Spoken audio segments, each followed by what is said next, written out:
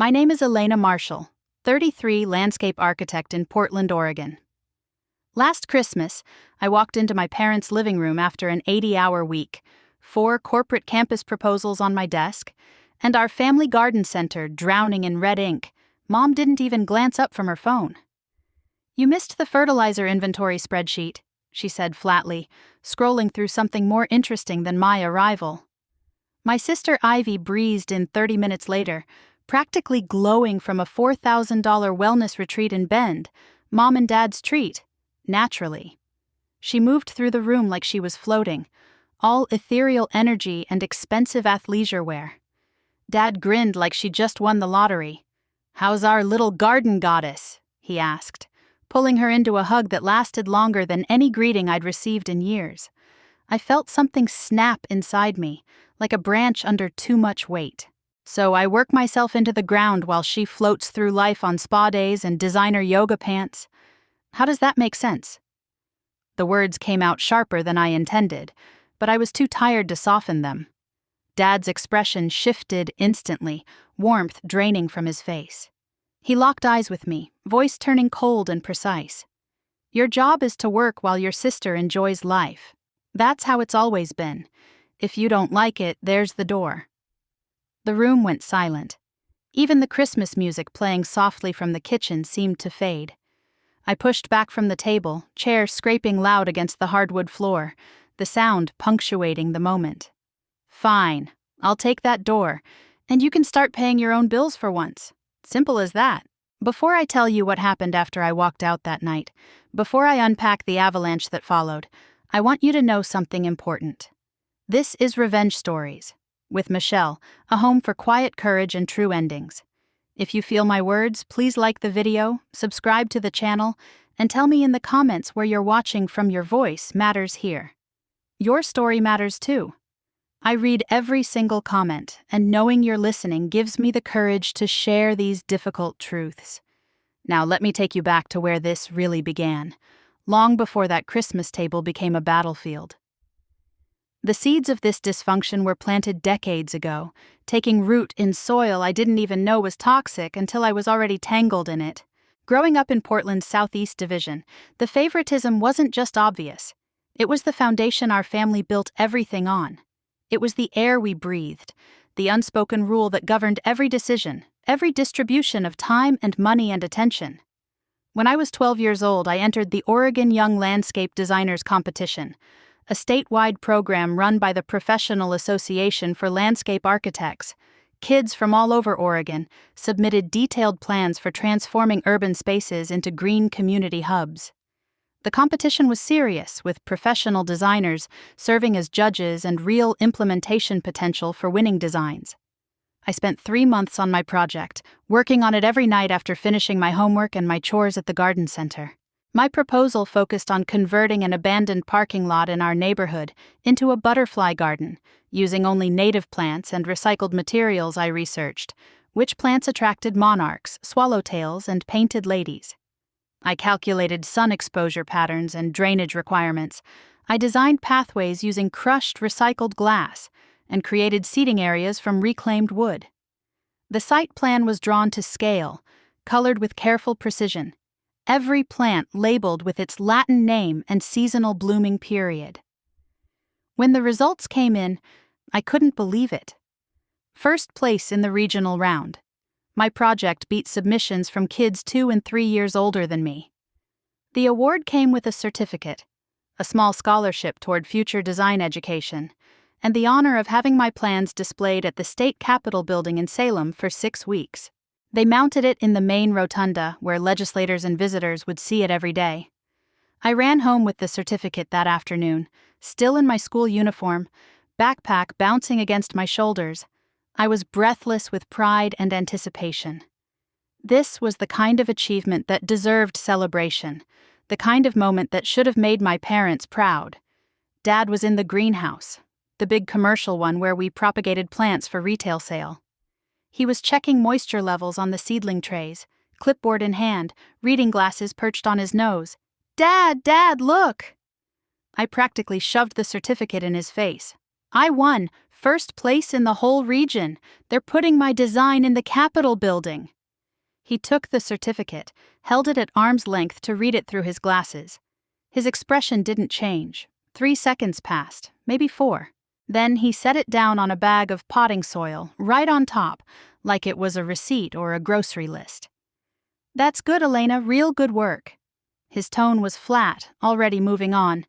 "Now help me move these flats to the retail floor before we open tomorrow. The begonias are ready, and they need to be front and center for the spring rush." That was it. No hug, no celebration, no phone call to relatives to share the news. Just back to work. I helped him carry the flats, each one heavy and awkward, soil spilling over the edges. My arms ached by the time we finished. The certificate stayed on that bag of potting soil for 2 days before I finally retrieved it and put it in my bedroom. Mom never mentioned it at all. 3 months later, something very different happened.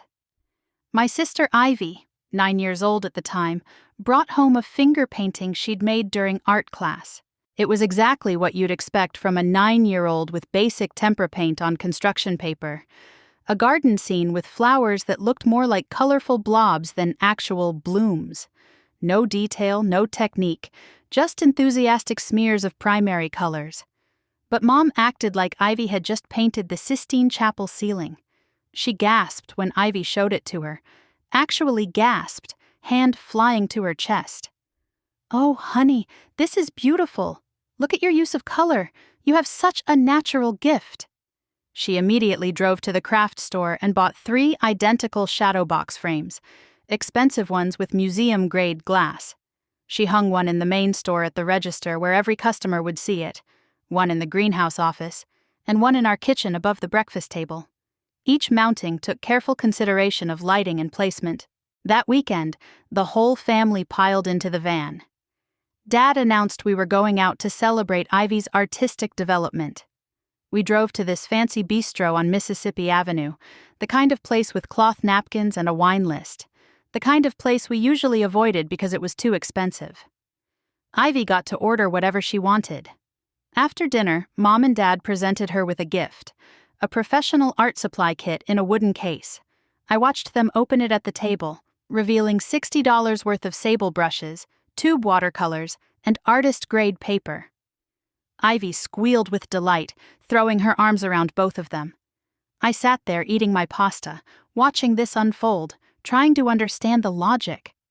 My design project had required real technical skill, research, mathematical calculations, environmental science knowledge. It had competed against other serious submissions and won based on merit.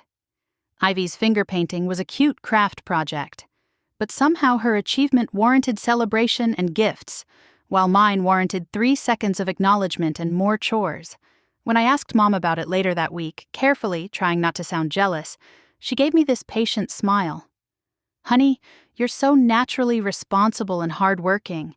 You don't need the same kind of encouragement Ivy does. She's more sensitive, more artistic. She needs us to nurture that gift.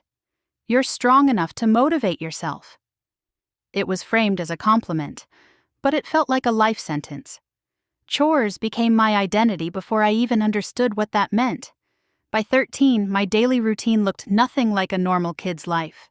I was up at 5:30 every morning, pulling on jeans and boots while the house was still dark. Before school, I had a list of tasks. Hauling 50-pound bags of mulch from the delivery pallets to the retail shelves, stocking them in neat pyramids that customers could easily access. Restocking fertilizer, the granular kind that came in bags that made my arms ache, and the liquid concentrates in heavy jugs sweeping the greenhouse floors, pushing accumulated soil and leaf debris toward the drains. Watering the propagation tables, checking each flat for moisture levels, and removing any seedlings that showed disease, Dad's explanation for this workload never varied. Ivy was developing her artistic gifts, which required protected time and mental space. If something needed muscle, organization, or plain hard work, that was my department. I became the engine that kept things running. By 14, I was operating the forklift, backing it through narrow greenhouse rows with pallets of bagged soil, trying not to clip the corner posts or crush any plant displays. Most employees had to be 18 to operate that equipment. But Dad taught me early because he needed the help. Meanwhile, Ivy's contributions to the family business were decorative at best. She'd spend maybe an hour on a Saturday morning arranging succulent displays, grouping little plants in aesthetically pleasing clusters. She had an eye for color and composition, I'll give her that. Customers would stop and admire her arrangements, often buying multiple plants because of how she'd styled them. Then she'd disappear, usually to the shade garden behind the greenhouse where she'd set up an easel. She'd paint watercolors for hours while I worked the register, checked in deliveries, helped customers load purchases into their cars, and fielded questions about pest control and soil amendments. Mom turned Ivy's artwork into another revenue stream. Ivy started painting custom plant markers, little wooden stakes with herb names or flower varieties illustrated in her distinctive style. Mom priced them at $5 each, which seemed absurd to me, but customers bought them enthusiastically. "Your sister made these," Mom would say at checkout, gesturing to the display. "She's quite talented." They'd coo over the handmade quality and buy 3 or 4 at a time.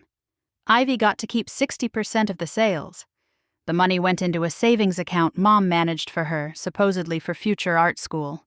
My own creative work, the landscape sketches and design concepts I drew in my spare time, stayed hidden in a drawer behind the filing cabinet in the back office. I'd work on them during slow moments at the register, sketching ideas for residential gardens or public spaces. But I learned quickly not to show them to anyone.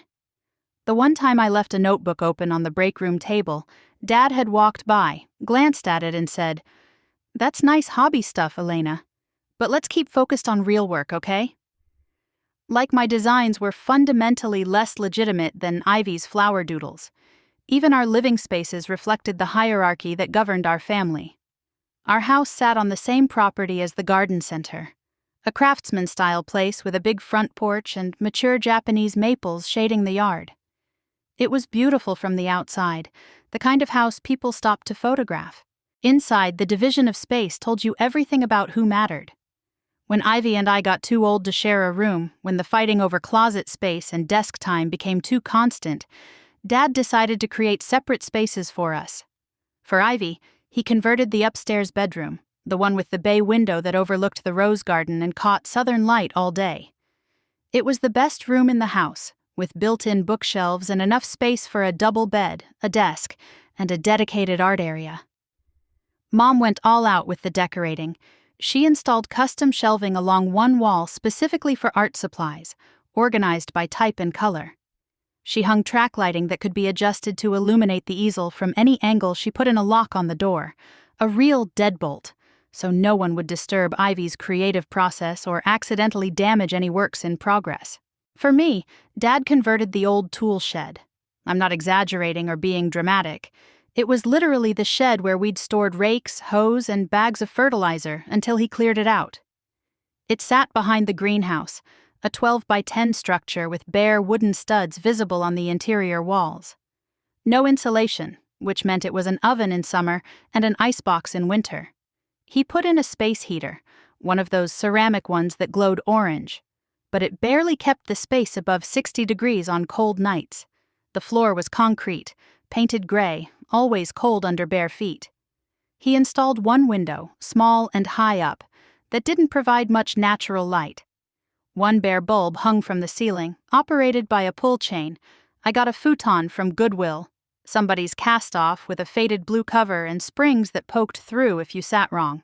A plastic storage bin served as my nightstand, the kind you'd use in a garage. My clothes went in a freestanding rack with a sheet hung around it for privacy. I tried to make it feel like home, putting up posters and stringing some Christmas lights around the window, but it always felt temporary, like I was camping in my own life. The message was clear. Ivy's space was designed for growth, creativity, and comfort. My space was functional at best. When relatives visited, they'd tour the house and always comment on Ivy's beautiful room. Mine was never part of the house tour. It was out back, separate, easy to forget about. Weekends meant endless register shifts, an extension of the weekday workload without the break that school provided. By 15, I was running the weekend operations essentially solo.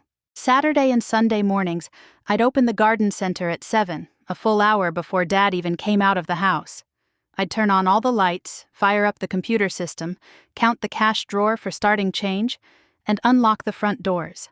Then came 8 to 10 hours of transactions, customer service, and physical labor, with maybe a 15-minute lunch break if things were slow. The work wasn't simple. Customers had endless questions. What's the difference between peat moss and coconut coir? Why are my tomatoes getting blossom end rot? Which fertilizer should I use for acid-loving plants? How do I winterize my roses? I learned to answer these questions through a combination of research, experience, and asking Dad when I genuinely didn't know. I became knowledgeable about horticulture out of necessity. I could discuss soil pH, nitrogen ratios, and integrated pest management like someone twice my age. The physical labor was constant, helping customers load 50-pound bags of soil into truck beds, carrying flats of flowers to cars, moving heavy ceramic pots from storage to the display floor. My back ached every night. My hands developed calluses that never fully went away. But I was reliable, and Dad praised that reliability constantly in front of customers. "This is my daughter Elena," he'd say while I was ringing up a sale. "Hardest worker you'll ever meet. Don't know what I'd do without her." Customers would smile and nod, saying things like, "You must be so proud," or "What a good kid." Then, in the same breath, he'd turn to Ivy if she happened to be around and slip her a $100 bill. "Here, sweetie, pick up those new markers you wanted." Ivy would pocket the cash without a second thought, usually spending it within days on art supplies she'd use once or twice before losing interest. I watched glitter pens dry out, expensive sketchbooks with only 3 pages used, specialty paints that hardened in their tubes. The waste bothered me, but pointing it out made me sound petty and jealous. Every tip I earned from helping customers went straight into a coffee can I kept in my shed, labeled College Fund, in permanent marker. Quarters, dollar bills, the occasional 5 from someone who appreciated me hauling a water fountain to their car. It added up slowly, painfully slowly.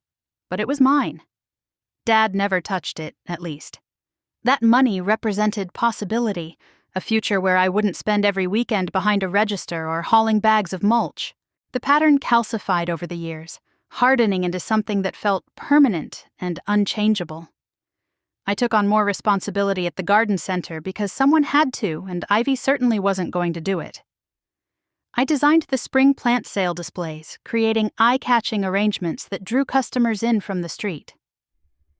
I implemented an inventory tracking system using basic spreadsheet software, which reduced waste by 40% because we could finally see what was selling and what wasn't.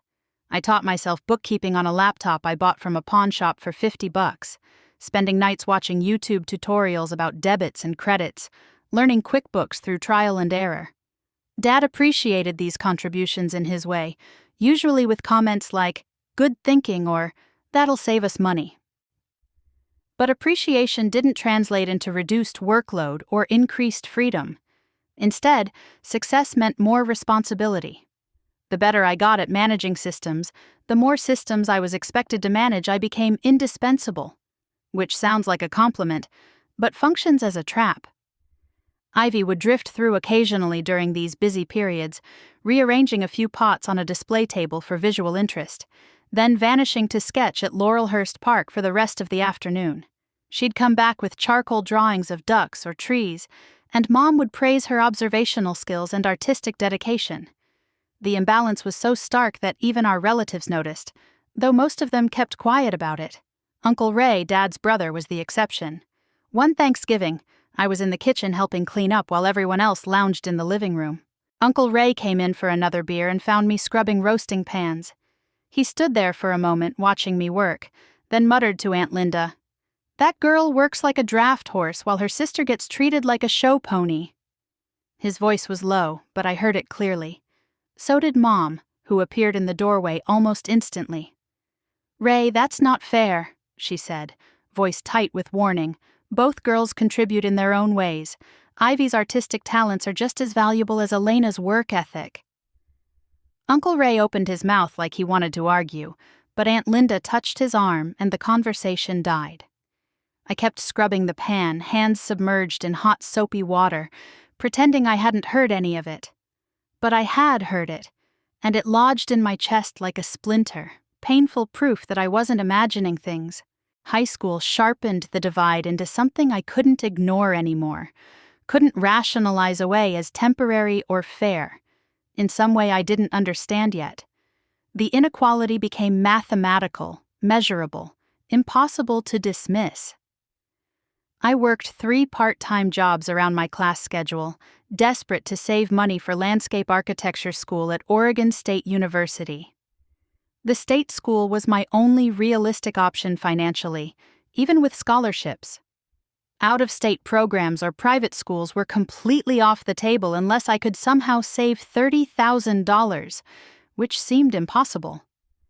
My mornings started at 5:30, same as they had for years. I'd open the garden center at 6, a full 2 hours before school started, setting up displays and handling the early bird customers who wanted to shop before work. Contractors came in at that hour buying bulk supplies, and I learned to operate the forklift to load pallets into their trucks. At 7:45, I'd hand the register over to the morning employee, sprint to my car, and drive to school, usually arriving right as the first bell rang. School itself became a strange interlude in my workday. 7 hours where I was expected to focus on academics while mentally tracking what needed to be done at the garden center. Later, I took AP classes because they'd look good on college applications and potentially save me tuition through credits. Calculus, English literature, environmental science, U.S. history. I did homework during lunch, during the breaks between classes, on the bus when we traveled for academic competitions. My GPA stayed at 3.8, high enough for scholarships, but not the 4.0 that came easily to kids who didn't work 30 hours a week. Afternoons brought my second job, catering corporate events downtown. A local company hired part-time staff to work business luncheons, retirement parties, and conference receptions. I'd drive straight from school to whatever hotel or office building was hosting an event, change into black pants and a white shirt in my car, and spend 3 to 4 hours balancing trays of hors d'oeuvres, smoked salmon on crackers, spanakopita triangles, stuffed mushrooms, mini quiches. I'd circulate through crowds of business people, offering food with a smile, my arms aching from holding heavy trays at shoulder height. The work was monotonous but decent money, $15 an hour plus occasional tips if we were serving at a private party.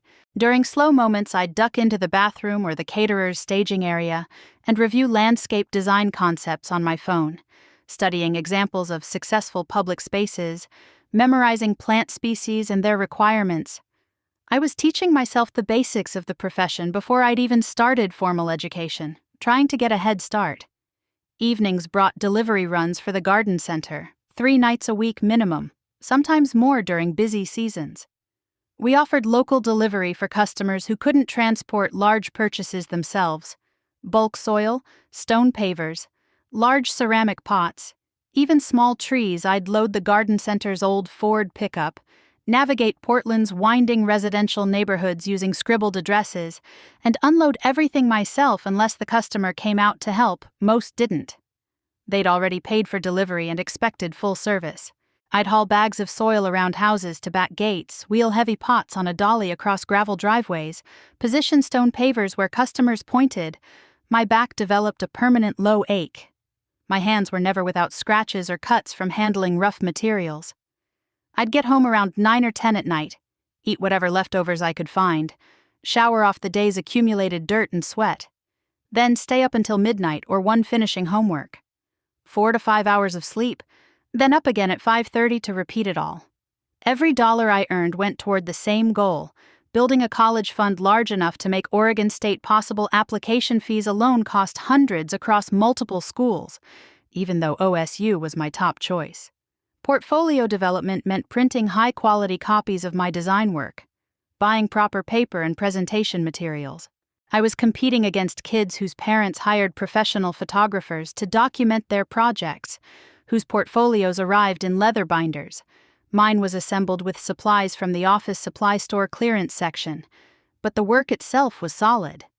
Meanwhile, Ivy coasted through high school with what I can only describe as minimal effort and maximum support. She took the standard college prep classes, but never pushed herself into advanced coursework. Math wasn't her strong suit, so she took the basic requirements and nothing more. Science bored her unless it involved something artistic like botanical illustration. Her GPA hovered around 3.0, decent but unremarkable. But her charcoal portraits and watercolor paintings earned blue ribbons at the state fair every year, and those wins brought family celebrations.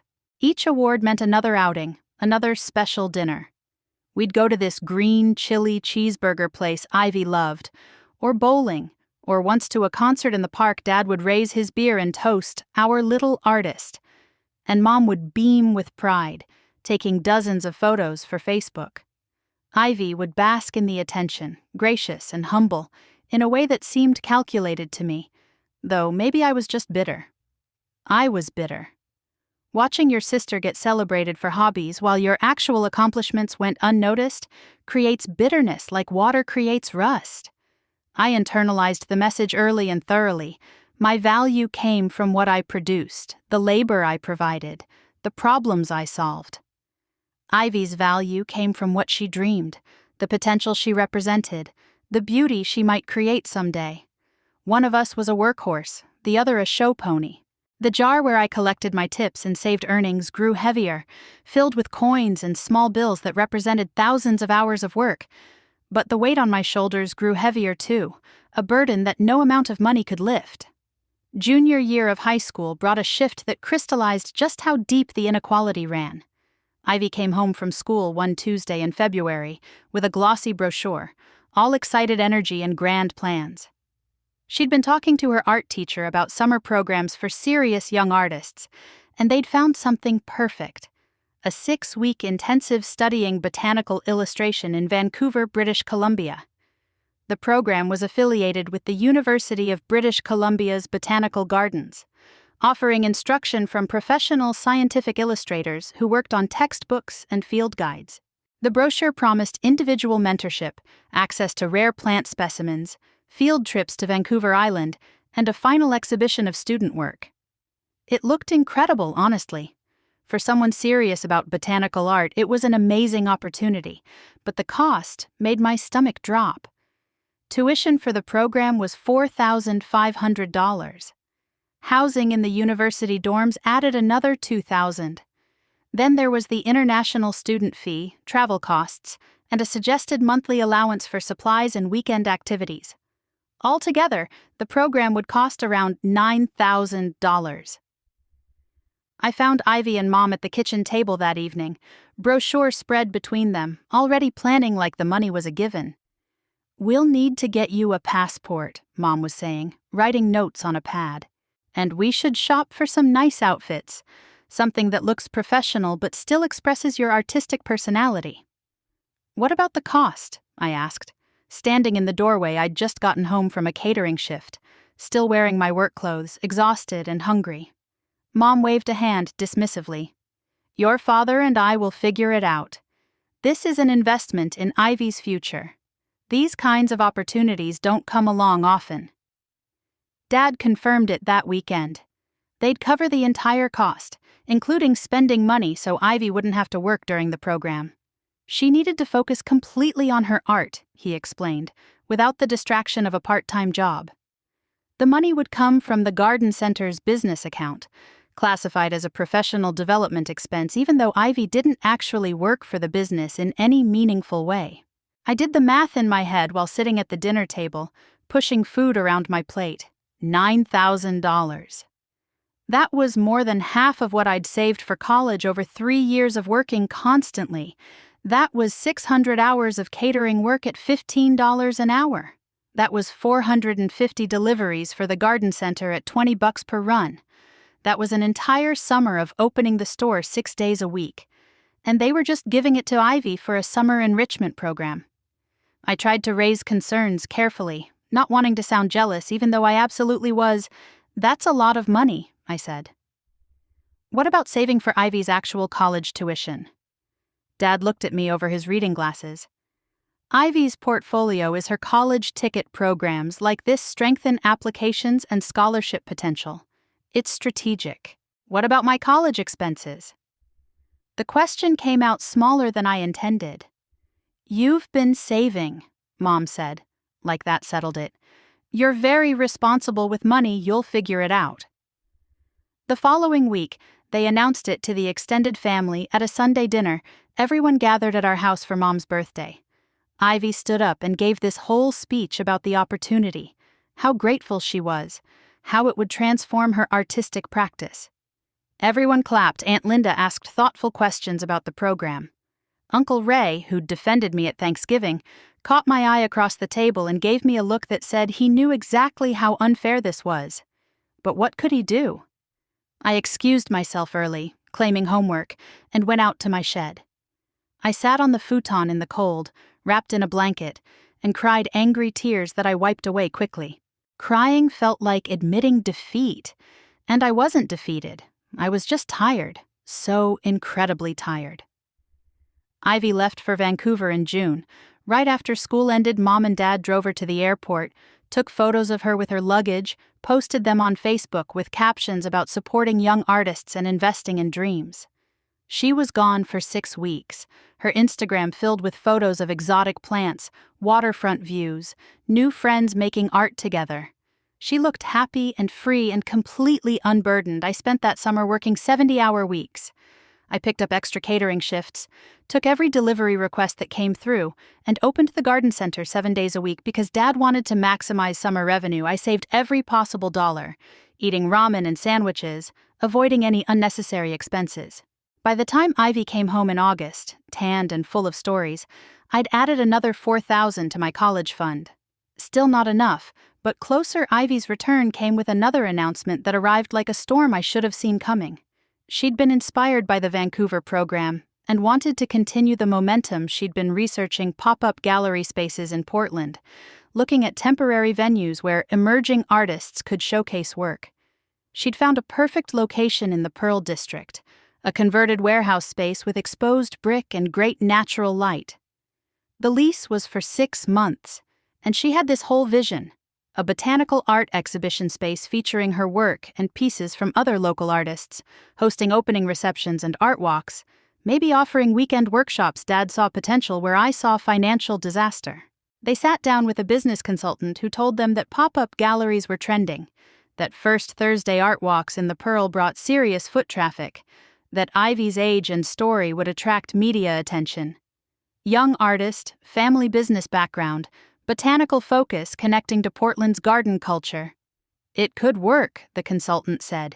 It would require capital investment, but it could work. That's when they took out the home equity line of credit. They'd owned the house free and clear. One of the few things my grandparents had done right was leaving them with property. But they borrowed against it, securing a $40,000 line of credit. The terms seemed reasonable at first glance: low interest rate, flexible repayment.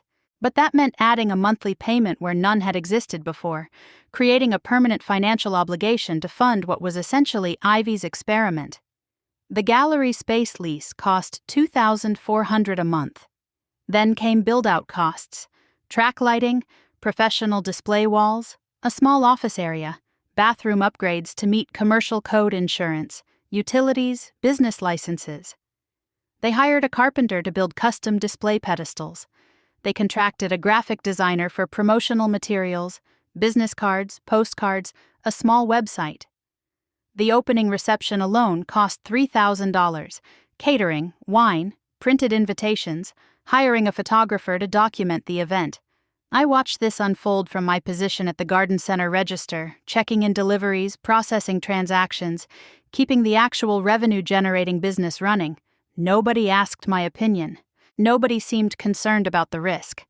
Mom and Dad were swept up in Ivy's vision, excited to be part of something creative and new.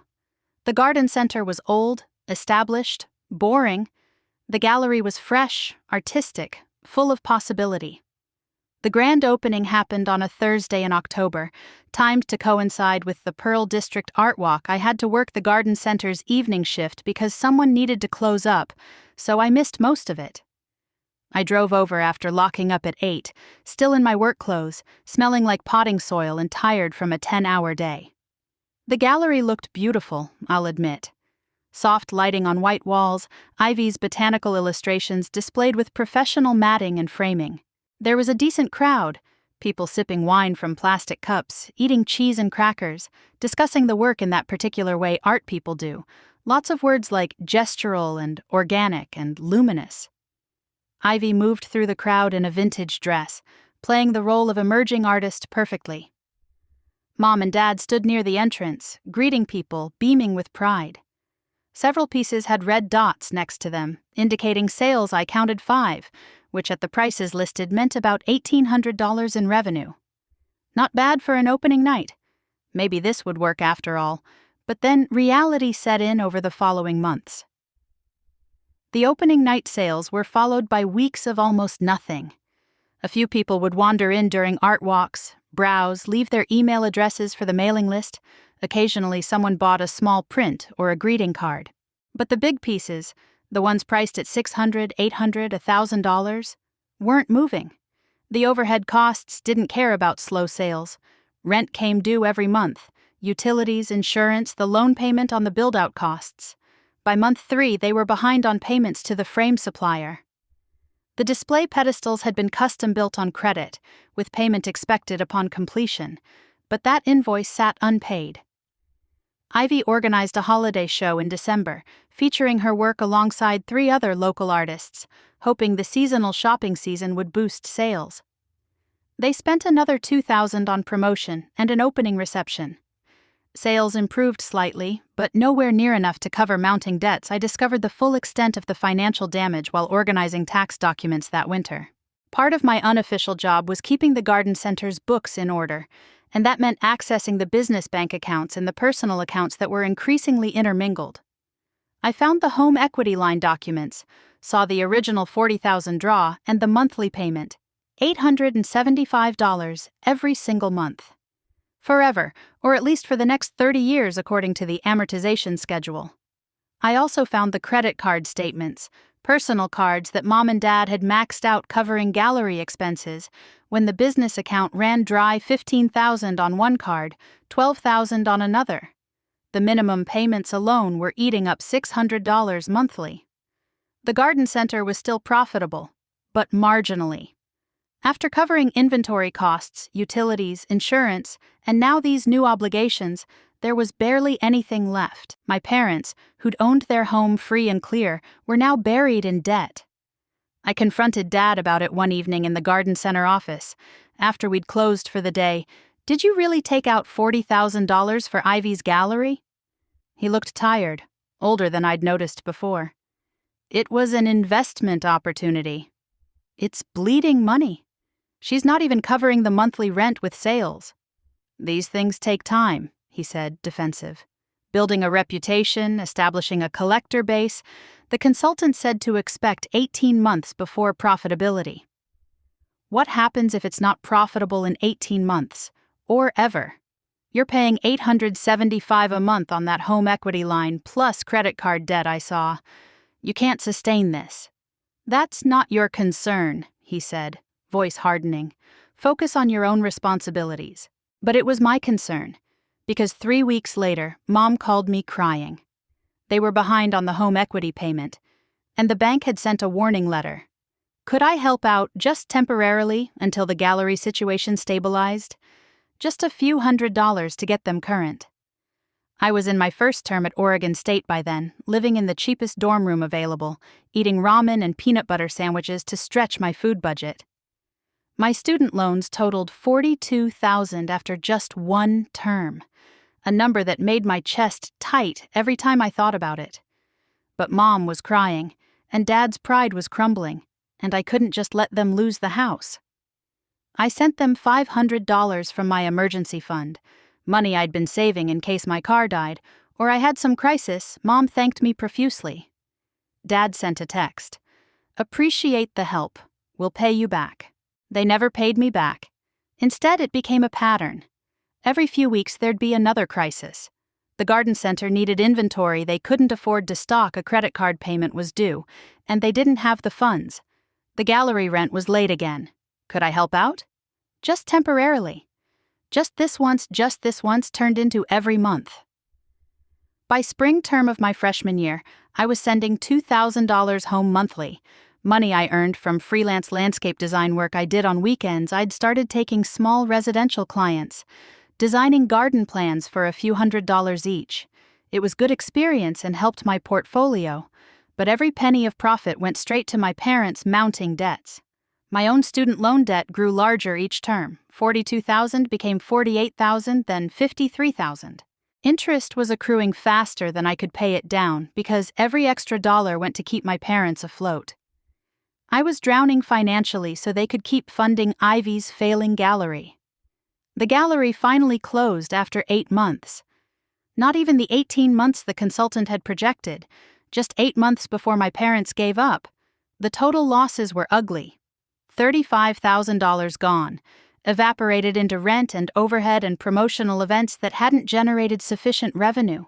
They sold off the custom display pedestals at a loss, returned unused supplies, broke the lease early, and paid a penalty for doing so. Ivy moved on to the next idea almost immediately, barely acknowledging the financial crater she'd left behind. She was young, Mom said. She was learning. She'd grow from this experience. All the things you say when you're not willing to hold someone accountable for their mistakes. College acceptances and rejections arrived during my senior year of high school, thick and thin envelopes determining futures. I'd applied to 7 schools.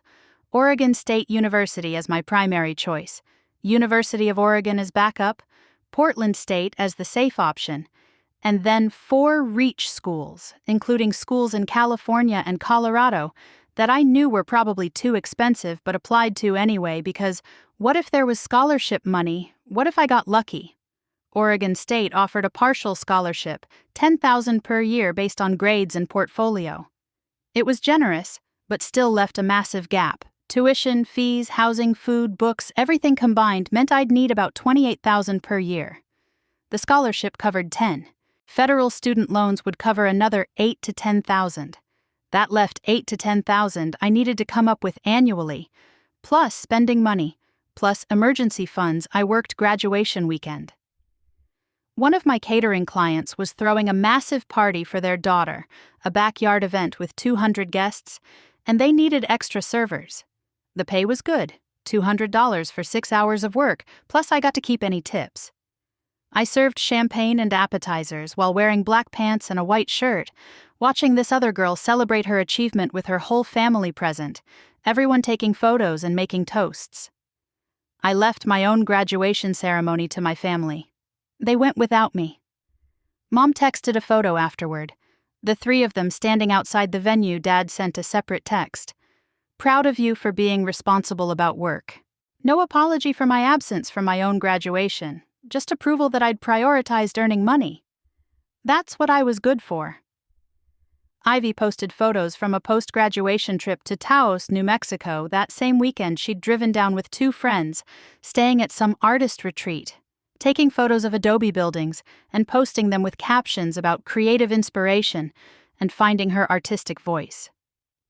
The trip cost at least $1,000 for her share of gas, lodging, food, and tourist activities. Money my parents provided, naturally.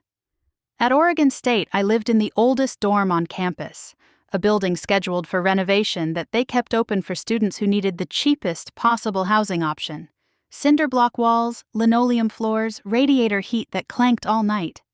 I had a roommate first year, a quiet engineering student who kept to herself. We got along fine because we were rarely in the room at the same time. I was either in class, at the library, or working. I worked 2 campus jobs simultaneously. Mornings, I worked the desk at the architecture library, checking out materials, reshelving books, helping students locate resources. It was quiet work that let me study during slow periods, and it paid $12 an hour evenings and weekends. I worked at a local garden center in Corvallis, doing the same kind of work I'd done at home. Register shifts, helping customers, loading purchases, answering questions about plants. They paid $15 an hour because I came with experience. Between classes and work, I pulled 60 to 70 hours a week. I'd wake at 6, grab a quick breakfast at the dining hall, attend classes from 8 to 2 or 3, work the library job from 3 to 6, grab dinner, then head to the garden center for closing shifts from 7 to 11. Weekends were 12-hour shifts at the garden center. I studied late at night in my dorm room or during breaks at work, reading textbooks, working on design projects, memorizing plant species and their requirements. My social life was minimal. I joined the landscape architecture student organization but rarely attended events because they conflicted with work. I made acquaintances in my classes, people to study with or partner on group projects, but no close friends. Friendships require time and energy I didn't have. I was too busy surviving financially to build a social life. Ivy, meanwhile, enrolled at Portland Community College back home. She started with a full course load, 12 credits, taking art classes and general education requirements. By the first withdrawal deadline, she'd dropped 2 classes. By the end of the term, she'd withdrawn from a third. She finished with 1 class completed, a beginning drawing course where she earned a B. Mom called it Exploring Her Options and Finding Her Path. Dad said she was still recovering from the stress of the gallery closure and needed time. The following term, Ivy enrolled in 2 classes and dropped both before the withdrawal deadline. She was working part-time at a coffee shop supposedly, but the hours were minimal and the pay went toward her own expenses. She still lived at home, rent-free, eating Mom's cooking, using the car when she needed it. She talked about maybe trying to audit classes instead, or taking online courses, or perhaps she'd focus on building her portfolio and apply to art school later. Everything was always later with Ivy, always potential without follow-through. The garden center's profits continued declining as online competitors undercut prices and big box stores offered convenience we couldn't match. Dad kept the business limping along, but margins were thin. Yet somehow, there was always money for Ivy's latest scheme. Next came the hand-painted garden signs, custom wooden pieces with flowers and vegetables illustrated in Ivy's style, meant to sell at farmers markets and craft fairs. Dad funded the startup costs. $8,000 for woodworking equipment, paints, supplies, a booth tent, a van to transport everything. Ivy produced maybe 40 signs over 3 months, sold a dozen at various markets, then lost interest. The equipment gathered dust in the garage. Another $8,000 evaporated. Then there was the online shop idea. Ivy wanted to sell prints of her botanical illustrations through Etsy and her own website. This required a professional photographer to shoot the artwork, a web designer to build the shop, a bulk order of printing supplies, and mailing materials. Another $3,000 in startup costs. The shop went live, received maybe 20 orders in 6 months. Then Ivy stopped updating it. Maintaining an online shop required consistent effort, responding to messages, processing orders, creating new content.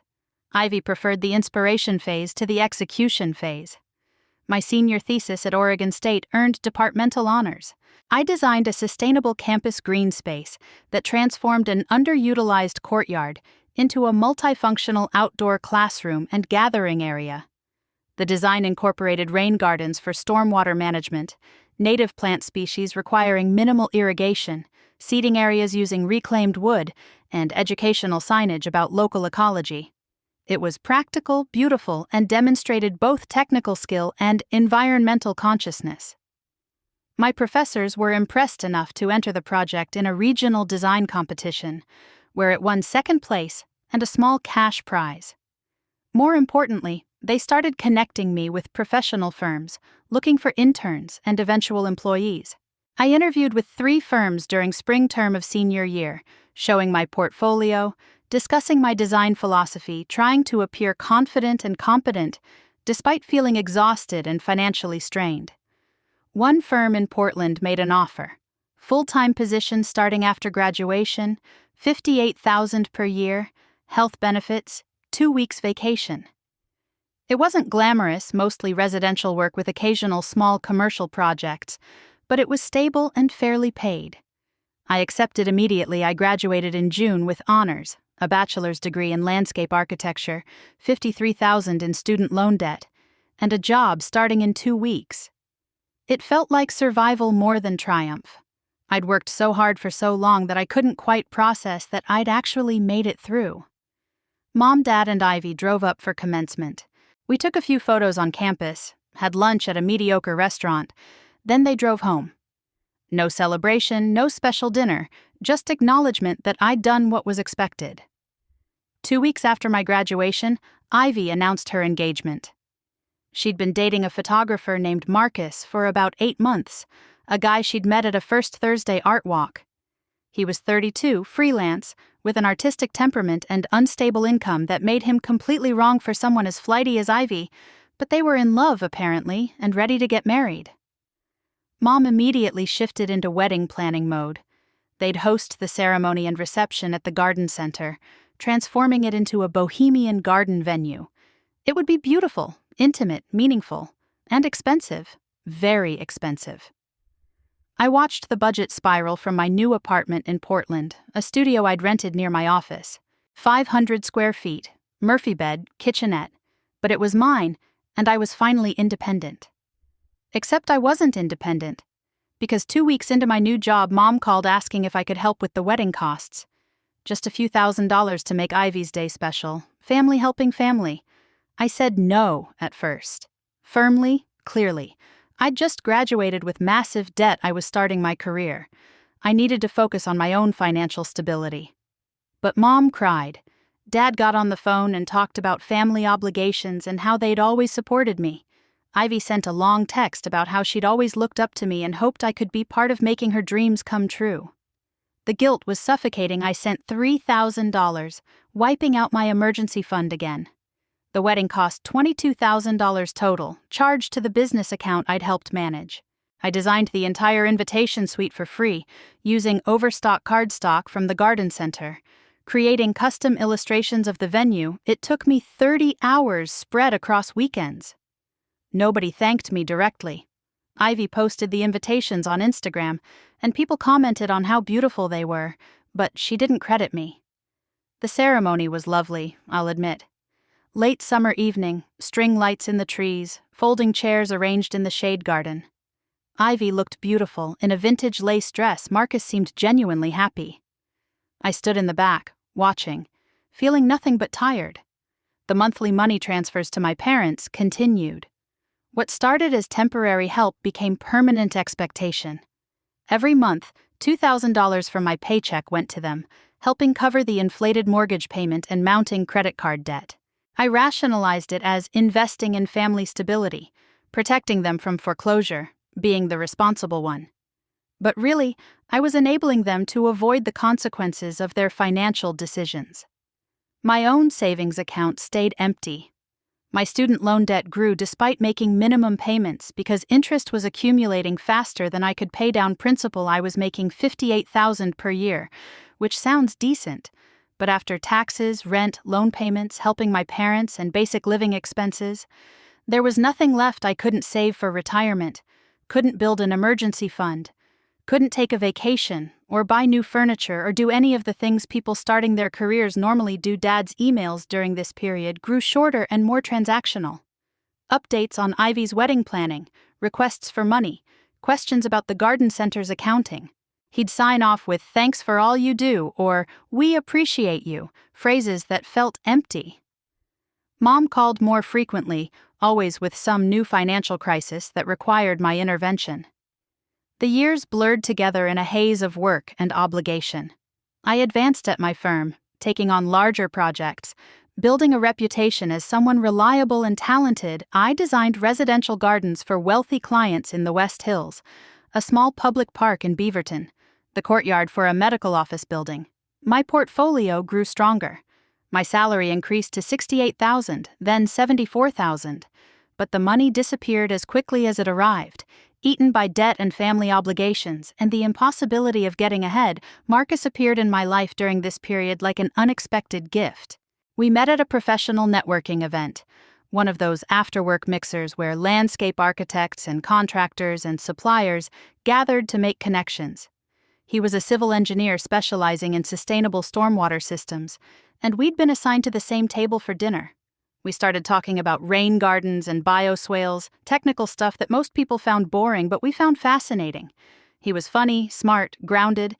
He'd grown up in a stable family, parents who were still married and supportive. 2 siblings he actually liked spending time with. His life seemed so normal it was almost exotic to me. We started dating casually, coffee here, dinner there, gradually spending more time together. He was patient with my schedule, understanding when work ran late or I was too exhausted for plans. He never complained about my stress levels or asked why I didn't have money for trips or expensive restaurants. 6 months in, I told him about my family situation. The whole messy truth. The favoritism, the financial exploitation, the monthly payments I sent home while drowning in my own debt. I expected judgment or advice or him to pull away. Instead, he just listened. Then he said, "That sounds really hard. How can I support you?" It was the first time anyone had asked what I needed instead of telling me what I owed them. I cried, which embarrassed me, but he just held me until I stopped. We moved in together after a year, combining resources to afford a nicer 1-bedroom apartment in the Hawthorne district. His stability helped subsidize my chaos. He never made me feel guilty about the money I sent to my parents, even though it meant we couldn't save for a house or go on nice vacations.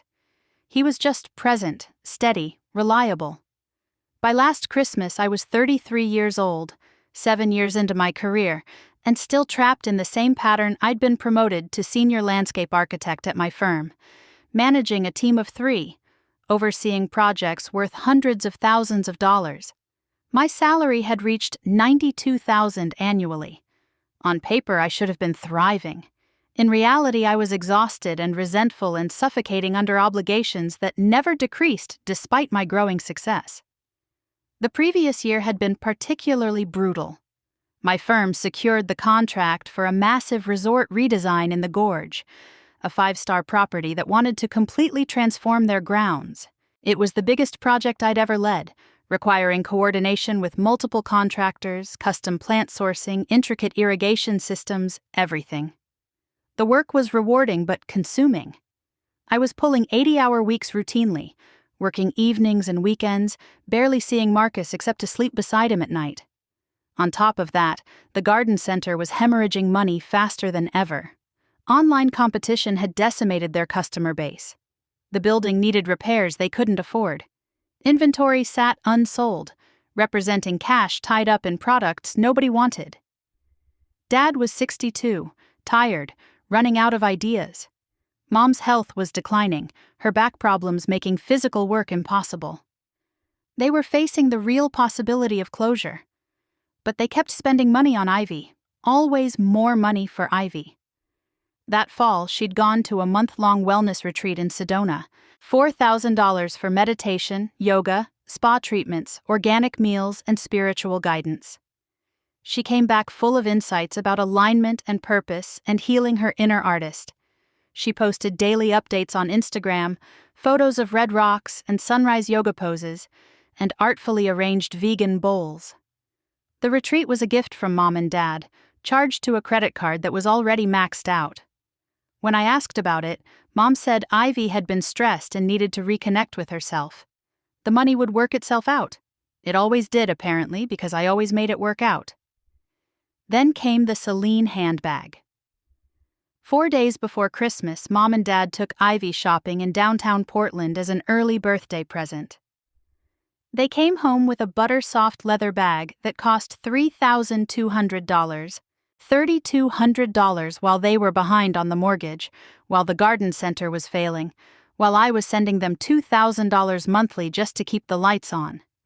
When I arrived at their house on Christmas Day, exhausted from an 80-hour work week, I'd just finalized 4 major project proposals for clients' complex commercial designs requiring detailed technical drawings, plant specifications, irrigation plans, lighting layouts.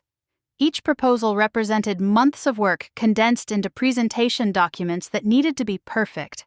I'd sent the final versions at 2 a.m, then slept for 3 hours before driving to my parents' house. I was running on fumes and resentment when I walked through the door. The house smelled like roast turkey and pie, familiar scents that usually brought comfort, but that day just made me angry. Why did I have to work so hard while everyone else got to relax and enjoy holidays? Why was I always the one sacrificing while Ivy got spa retreats and designer handbags? Dad met me in the entryway, barely looking up from his phone. "You're late. The new fertilizer shipment came in yesterday. Still waiting on that inventory update." No "Merry Christmas," no "Good to see you." Just immediate work demands. I swallowed a sharp response and headed to the living room where Mom was fussing with a cheese platter. That's when Ivy made her grand entrance, sweeping through the door like she was arriving at a gala. The camel cashmere coat probably cost more than my monthly rent. She dropped a glossy shopping bag on the hall table and pulled out the Celine handbag with a theatrical flourish. "Look what Mom and Dad surprised me with after my Sedona retreat." She held it up, rotating it so we could admire it from all angles. "Isn't it gorgeous? Perfect for carrying my sketchbooks to galleries." Mom beamed at her, actually beamed. "Your sister needed a proper reward after that big influencer deal she closed." The influencer deal Ivy mentioned was a sponsored Instagram post for a local crystal shop. They'd paid her $400 to post photos of their products with some caption about natural beauty and earth energy. $400 for an afternoon of taking pictures. Meanwhile, I'd closed a $160,000 resort contract after months of intensive work. I set down the sweet potato casserole I'd brought, hands shaking slightly. "Let me understand this correctly," I said, keeping my voice level despite the rage building in my chest. I redesigned the entire holiday display section for the garden center, managed 3 different supplier crises because you forgot to pay invoices, and closed 6-figure corporate contracts while working 80-hour weeks. And Ivy gets a $3,200 handbag and a $4,000 spa retreat for posting pictures on Instagram that earned $400? The room went silent. Mom's hand froze halfway to the cheese board. Ivy's smirk faltered slightly. Dad set down his wine glass with deliberate, controlled force. "Your job is to work while your sister enjoys life," he said, voice cold and final. "That's how it's always been. If you don't like it, there's the door." Something inside me shattered. Not cracked, not bent, but completely shattered. 7 years of monthly payments while drowning in my own debt. A lifetime of being the workhorse while Ivy got treated like a show pony. Every achievement dismissed, every sacrifice expected, every boundary violated. It all crystallized in that moment into perfect clarity. They would never change. They would never appreciate me. They would drain me dry and still ask for more. "Is that right?" I replied, pushing my chair back. The scraping sound echoed through the room. "Then I'm taking it." I grabbed my coat and keys from the hook by the door. The same hook where Ivy's childhood artwork still hung in those matching frames. Precious memories preserved, while my award certificate had been left on a bag of potting soil. Mom's voice cracked behind me. "Elena, honey, please sit down. You know we appreciate you." I turned to face her. "Really? When was the last time you appreciated me with anything other than more work and more demands and more money? When was the last time I got a spa retreat or a designer handbag or even just a thank you that wasn't immediately followed by another request?" Tears filled her eyes, but they felt performative. The same tears she used whenever she wanted something, whenever she needed to manipulate someone into giving her way. Ivy rolled her eyes and muttered, "Drama queen," just loud enough for me to hear. Dad stood up, face reddening with anger and maybe embarrassment. "After everything we've done for you, this is how you act?" "Everything you've done for me?" I laughed, and it sounded bitter even to my own ears. "You mean the tool shed bedroom? The expectation that I work 60 hours a week from age 12? The $40,000 you borrowed to fund Ivy's failed gallery that I've been helping pay back ever since? That everything?" "We gave you a place to live, food to eat, an education," Dad started. "You gave me the bare minimum while giving Ivy everything she ever wanted. You gave me responsibilities while giving her privileges.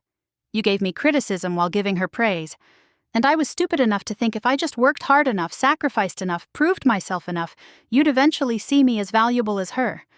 But you never will you?" Nobody answered. The silence was answer enough. "I'm done," I said. "I'm done being your safety net. I'm done funding Ivy's lifestyle. I'm done sacrificing my own financial stability for your poor decisions. You want to know what happens when I walk out that door? You figure out how to pay your own bills for once." I walked out. Mom called after me, voice rising into something shrill and desperate. Dad shouted something about disrespect and family obligations. Ivy just laughed, like this was all some amusing drama that didn't concern her. I got in my car, hands shaking so hard I could barely get the key in the ignition, and drove away. The 15-minute drive to Marcus's apartment passed in a blur. I don't remember much about it except gripping the wheel so tightly my hands ached and tears streaming down my face that I kept wiping away angrily. Marcus opened the door in flannel pajama pants and immediate concern on his face. He didn't ask what happened. He just pulled me inside, settled me on the couch with a blanket, made me herbal tea I didn't drink, and sat beside me until I was ready to talk. When I finally explained what happened, he just nodded slowly. "What do you need right now?" "I need them to leave me alone," I said. "I need to not feel guilty. I need to know I'm not a terrible person for walking away." "You're not a terrible person," he said firmly. "You're a person with reasonable boundaries who's been exploited for decades. Walking away isn't cruel. It's self-preservation." We stayed up late that night, talking through options and consequences and fears. Marcus helped me see clearly what I'd known deep down for years. My family would never change as long as I enabled them. They'd never face consequences as long as I kept cushioning their failures. They'd never respect me as long as I kept accepting disrespect. The pot roast went cold on their table that Christmas night. I didn't look back. This is Revenge Stories with Michelle, a home for quiet courage and true endings. If these words are reaching you somewhere right now, if you're nodding along because you've lived some version of this story yourself, please like this video, subscribe to the channel, and tell me in the comments where you're watching from. Your voice matters here. Your story matters too. And if you're the person in your family who carries everyone else's weight, I want you to hear this. You are not required to set yourself on fire to keep others warm. 3 days after Christmas, the consequences began rolling in like a winter storm that had been building on the horizon for years. I woke up in Marcus's apartment on Friday morning to 17 missed calls and 32 text messages. I'd silenced my phone the night before because the notifications were constant, relentless, each one a small act of invasion. But seeing the sheer volume in the morning light made my stomach drop. The first email in my inbox was from the bank's loan servicing department. Subject line: Notice of intent to foreclose, action required. I opened it with shaking hands, already knowing what I'd find. The attached PDF detailed 4 missed mortgage payments totaling nearly $7,000, plus late fees and penalties that added another $800. My parents had 45 days to bring the account current or face foreclosure proceedings. I stared at the numbers, doing the math automatically. 4 months they'd been behind. 4 months of not paying the mortgage while still funding Ivy's lifestyle. The home equity line payment was $875 monthly. The original mortgage had been paid off years ago, so this was entirely the debt they'd taken on for Ivy's gallery. And they'd simply stopped paying it while continuing to give Ivy money for retreats and handbags and whatever else she wanted. I forwarded the notice to a folder on my laptop labeled Family Financial Issues, a folder that had grown disturbingly large over the years. Then I did something I'd never done before. I logged into all the garden center's financial accounts and systematically removed my access: the business banking portal, the QuickBooks account, the vendor payment systems, the payroll processor. One by one, I deleted my user credentials, changed passwords to random strings I didn't save, and severed my connection to their business operations. It took 40 minutes, and by the end, my hands had stopped shaking. For the first time in 15 years, I had no access to my parents' financial systems. I couldn't fix their problems even if I wanted to. The relief was unexpected and overwhelming. Marcus made breakfast while I worked: scrambled eggs and toast, coffee with the expensive oat milk I liked. He didn't ask questions, just set a plate beside my laptop and kissed the top of my head. "You're doing the right thing," he said quietly. I wanted to believe him, but the guilt was already creeping in. That's what they'd trained me for, after all. To feel responsible for their problems, to feel guilty for having boundaries, to believe that saying no made me selfish and cruel. The voicemails started around 9 a.m. Dad's voice came through tight with anger. "Elena, what the hell did you do? I can't access any of the business accounts. The bank is threatening foreclosure. Call me back right now." "This is not a game." Beep. Mom's message was softer, calculated to trigger maximum guilt. "Honey, please call me. I don't understand what's happening.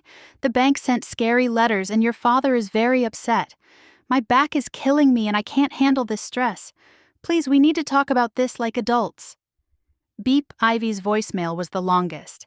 "Hey, Elena, so Mom and Dad are freaking out, and I guess you blocked yourself from the business accounts? Which seems pretty dramatic, honestly. Look, I know you're mad about Christmas or whatever, but this affects all of us. The store is like our family legacy. You know, we can't just let it fail because you're having some kind of breakdown. Also, I had this amazing idea at the retreat, like a real breakthrough about integrating art with sustainable gardening, and I wanted to partner with you on it. But we can talk about that later. Just call Mom back, okay? She's really upset." Beep. I deleted every voicemail without responding. Marcus watched from the kitchen doorway. "How are you feeling?" "Guilty," I admitted, and angry and relieved, all at the same time. "That's normal," he said. "You're allowed to feel complicated things."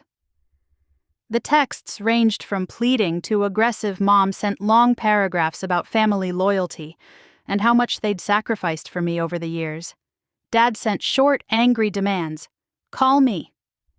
"This is unacceptable. You're being childish." Ivy sent memes about family drama and messages trying to be casual and friendly, like nothing serious had happened, like we could all just laugh about it and move on. I blocked all their numbers temporarily, not permanently, just muted, so the messages would still come through but I wouldn't see them constantly. I needed space to think without the relentless pressure of their demands. By the end of the first week, the situation at the garden center had deteriorated dramatically. I learned this not from my parents, but from the Portland Public Schools purchasing coordinator who called my work number directly. Janet Kowalski, a woman I'd worked with for years on the district's garden supply contracts. "Elena, I'm sorry to bother you directly," Janet said, "but I've been trying to reach your parents for 3 weeks and getting nowhere. The spring semester order is due for processing, and we need updated invoicing and proof of current inventory. Without that documentation, I can't renew the contract for this year." My stomach sank. The school district contract was worth $18,000 annually, bulk orders of seeds, soil, basic tools, and educational materials for elementary school garden programs. It was reliable revenue that came in every fall and spring, money my parents could count on. Or could have counted on if they'd been managing the business competently. "I don't work for the garden center anymore," I told Janet carefully. "I haven't for a while. You'll need to work directly with my father." "I've tried," she said, frustration evident. "He doesn't return calls or emails. The last time I reached him, he said you handled all that paperwork. Without the proper documentation, my hands are tied. The district has policies. If I can't verify inventory and get proper invoicing, I have to go with another vendor." "I understand," I said. "That's your decision to make."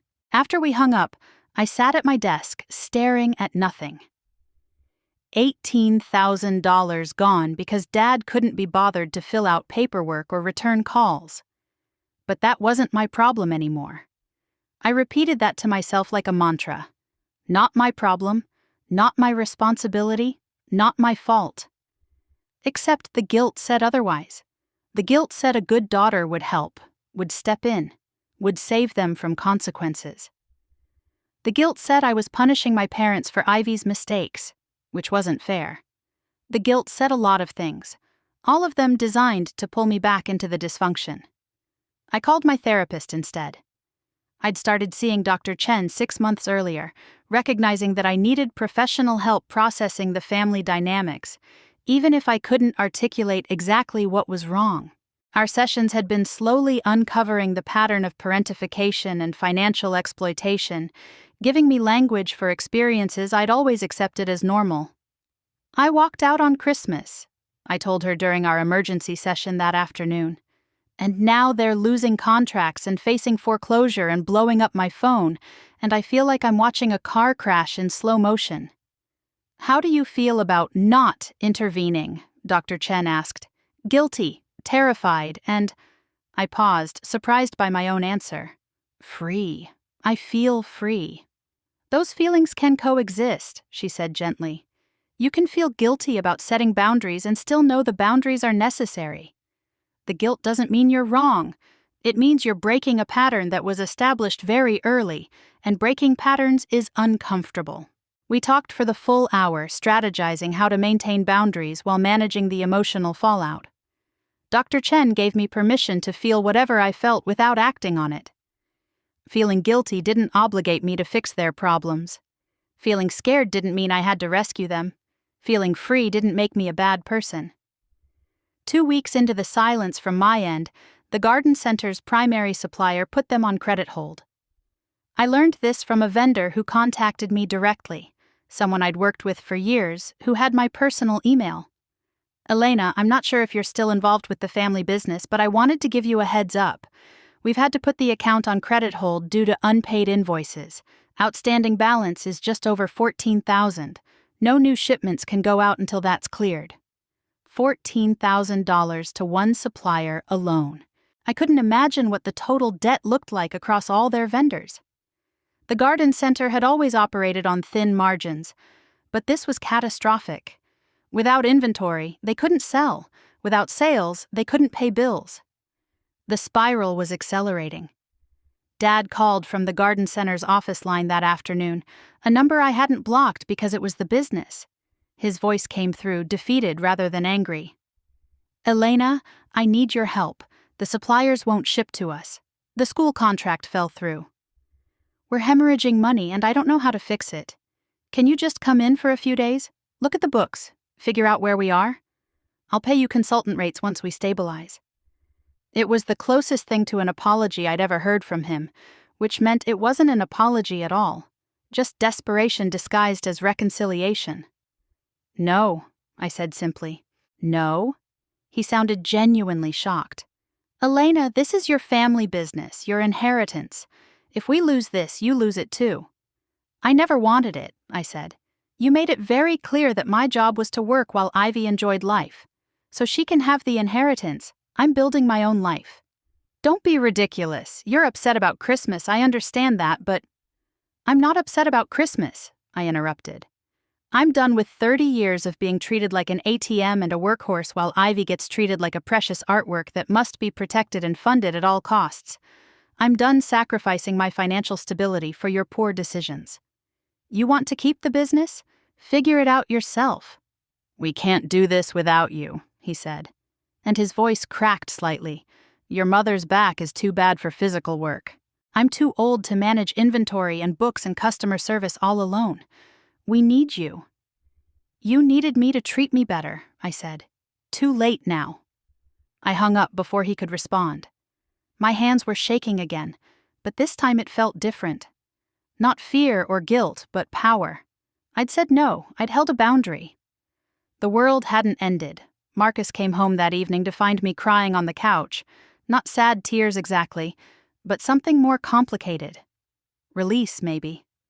Grief for the family I'd wanted but never had. He sat beside me without speaking, just present, letting me feel whatever needed to be felt. "Did I do the right thing?" I asked eventually. "Do you think you did?" "I think if I go back, nothing changes. They apologize just enough to get me to return, then it's the same pattern: work harder, sacrifice more, enable Ivy, watch my own life suffer.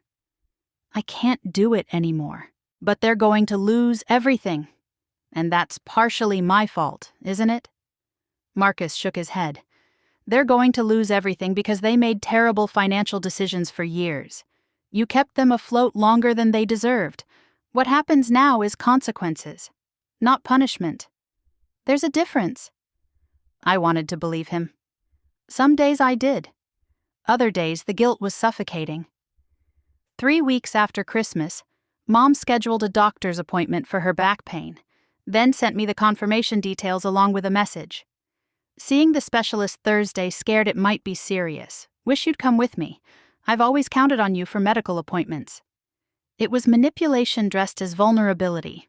Using health concerns to trigger my caretaking instincts, I didn't respond, but I did feel guilty. What if it was serious? What if something happened to her and I wasn't there? The what-ifs were endless and exhausting. Dr. Chen helped me work through it in our session that week. Your mother is an adult, she reminded me. She has a husband. She has another daughter. She has friends and other family members. You are not her only possible source of support. She's framing it that way to make you feel responsible, but you're not. The doctor's appointment revealed degenerative disc disease, which sounds scary but is actually extremely common and manageable. With physical therapy and lifestyle modifications, Mom texted me the diagnosis, along with information about co-pays she couldn't afford. I didn't respond. She had insurance. She had resources. She'd figure it out. A month into my silence, Ivy's influencer career evaporated completely. I watched it happen from a distance, still following her Instagram out of morbid curiosity even though I'd blocked her number. Her last few sponsored posts had gotten progressively less engagement. Comments dwindled. Likes dropped. The algorithm was abandoning her because she'd never built genuine engagement, just surface-level aesthetic content with no substance. Her final sponsored post was for a boutique candle company. They'd sent her products to photograph and feature, promising payment based on sales generated through her unique discount code. The post got fewer than 400 likes and generated 0 sales. The company ghosted her. No payment, no future collaborations, no explanation. She tried pivoting to other content, posting more frequently, trying different aesthetics, adding longer captions about her creative journey. Nothing worked. She'd built her platform on borrowed credibility from the gallery and her parents' support, not on actual value or authentic connection. When those supports crumbled, so did her following by February. Ivy had moved back home. I learned this from Aunt Deanna, Mom's sister, who called to check on me. Your mom sent me photos of Ivy's old room all set up again, Aunt Deanna said. Apparently the studio apartment was too expensive without income. She lost her job at the coffee shop? I asked. Didn't have one to lose. She was barely working 10 hours a week. When the influencer money dried up, she couldn't cover rent, so she's back in the basement, sleeping in her childhood bed, 27 years old. I felt a complicated mix of satisfaction and sadness. Satisfaction because maybe this would finally force Ivy to grow up. Sadness because I knew my parents would cushion her landing, making it comfortable enough that she'd never have to face real consequences. The phone calls from my family continued throughout January and February, 47 calls total, according to my log. I listened to maybe a quarter of the voicemails before I stopped checking entirely. The messages followed a predictable pattern. Anger, guilt-tripping, bargaining, more guilt-tripping, then starting over. Dad's messages were mostly angry, accusing me of abandoning the family, being selfish, thinking I was better than them. Mom's messages were manipulative, focused on her health problems, and how much stress this was causing, how she didn't understand what she'd done wrong. Ivy's messages were the most delusional, acting like we were just having a normal sibling disagreement, suggesting we grab coffee to talk it out, asking if I'd seen her latest Instagram post. None of them acknowledged the actual problem. None of them apologized for decades of exploitation. None of them even seemed to recognize that they'd done anything wrong. In their minds, I was the problem. I was the one being dramatic and selfish and cruel. They were the victims of my unreasonable behavior. Marcus watched me process this over dinner one night. Do you think they'll ever understand? No, I said. Understanding would require self-reflection and accountability. They've spent my entire life avoiding both of those things. So what do you want to do long-term? I want them to leave me alone, I said. I want to build a life where they're not constantly in my head, making me feel guilty for having boundaries. I want to be free of them." "Then let's make that happen," Marcus said. We spent the next week strategizing. Marcus helped me draft a clear, firm email that would serve as final communication. I wrote and rewrote it dozens of times, trying to find the balance between honest and kind, firm and not cruel. Dr. Chen reviewed it in our session, offering suggestions and encouragement. The final version was 1 page, sent from my professional email to all 3 of them, plus Aunt Deanna as a witness subject line: "Formal notice of financial separation." The email outlined that I was terminating all monetary support immediately and permanently. I was revoking my access to all shared accounts, which I'd already done, but stating it formally. I was requesting no further contact regarding business matters, personal favors, or financial requests. I acknowledged that this decision would cause them hardship, but that hardship was the natural consequence of decades of poor financial decisions that I was no longer willing to subsidize. I didn't apologize. I didn't explain in detail. I didn't justify or defend. I simply stated the facts and the boundaries. Then I attached the bank's foreclosure notice as reference, making it clear that I knew the full extent of their situation and was still choosing to step back. I hit send at 11 p.m. on a Tuesday night, then immediately changed my phone number. I'd been planning to do it anyway, and this seemed like the right moment for a clean break. I forwarded my work contacts to the new number, sent the update to Marcus, Dr. Chen, and a handful of friends, then deactivated the old number entirely. The piece that followed was strange and fragile. For the first time in my adult life, my phone wasn't constantly buzzing with demands from my family. There were no crisis texts at 2 a.m., no voicemails that made my stomach drop, no emails asking for just one more favor. The silence was unfamiliar enough to feel uncomfortable at first, like I was waiting for the other shoe to drop. But days passed, then weeks, and the shoe didn't drop. They couldn't contact me because they didn't have my new number. They couldn't show up at my apartment because I'd never told them exactly where I lived, had always met them elsewhere. They couldn't ambush me at work because my office building required keycard access. I'd accidentally created enough barriers that going no contact was actually possible. Marcus and I settled into new routines that didn't involve managing my parents' crises. We cooked dinner together most nights, actual recipes we found online, taking time to enjoy the process. We watched movies without me checking my phone every 10 minutes. We made plans for weekends knowing I wouldn't have to cancel for family emergencies. We started talking seriously about getting engaged, about buying a house together, about building a future that was ours and not overshadowed by my family's dysfunction. "You seem different," Marcus said one evening in early March. We were walking through the neighborhood after dinner, enjoying the first hints of spring, lighter somehow. "I feel lighter," I admitted, "like I've been carrying this enormous weight my whole life and didn't realize how heavy it was until I set it down." "Any regrets?" I thought about it honestly. I regret that it came to this. I regret that they never valued me enough to change. But I don't regret leaving. Does that make sense? "Perfect sense," he said, and squeezed my hand. 6 weeks after I sent the email, Aunt Deanna showed up at my office. She'd called ahead, getting my new number from a cousin I'd stayed in touch with, asking if we could meet for lunch. I agreed cautiously, unsure what to expect. Aunt Deanna had always been kind to me, but she was still my mother's sister, still part of the family system. We met at a Vietnamese restaurant near my office, settling into a quiet corner booth. Aunt Deanna had driven up from Eugene that morning, a 2-hour trip, so this was clearly important. She waited until after we'd ordered to pull out a manila envelope, thick with documents. "I need to show you something," she said. "Your mother doesn't know I have these, and she'd be furious if she found out I was sharing them with you." Inside the envelope were financial documents spanning several years' tax returns, bank statements, credit card bills, loan applications.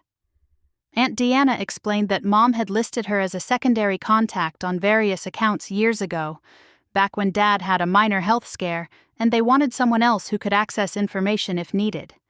Mom had never removed her from those contacts, so Aunt Deanna still received copies of important notices.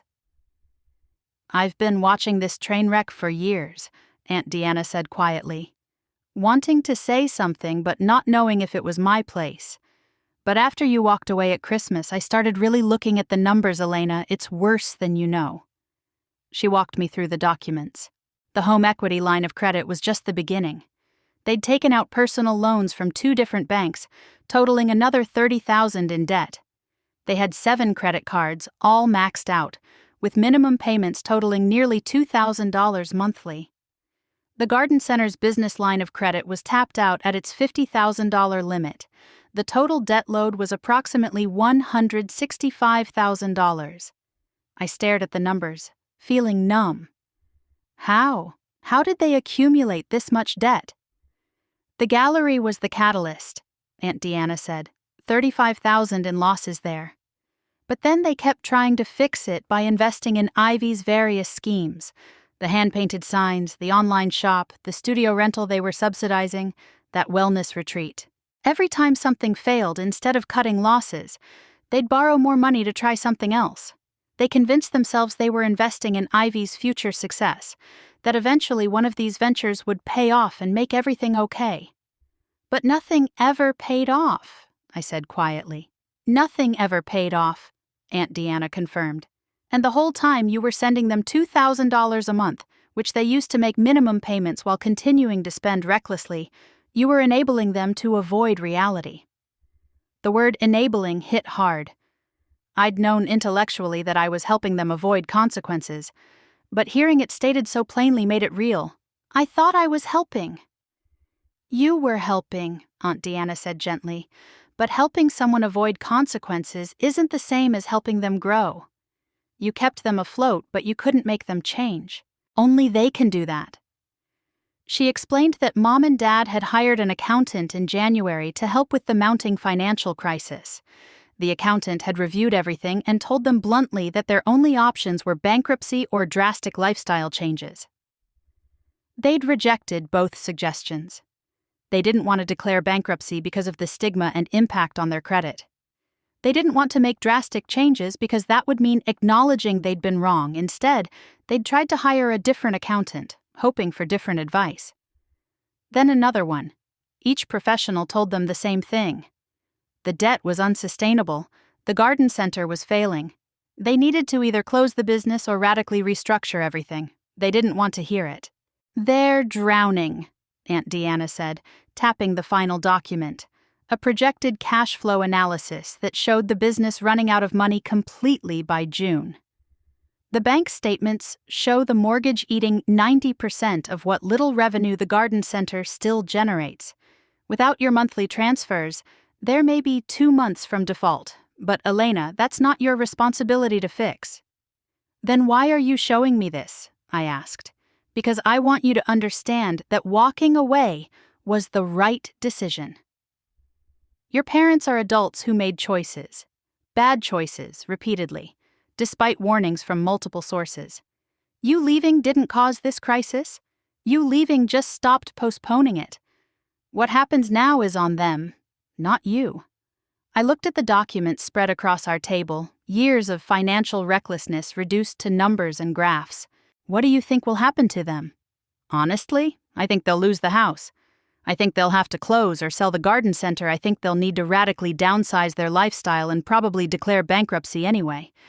But they'll survive. They're not going to be homeless or starving. They'll just have to live within their means for the first time in decades." "And Ivy?" Aunt Deanna's expression hardened slightly. "Ivy will have to grow up, get a real job, pay her own bills, face reality.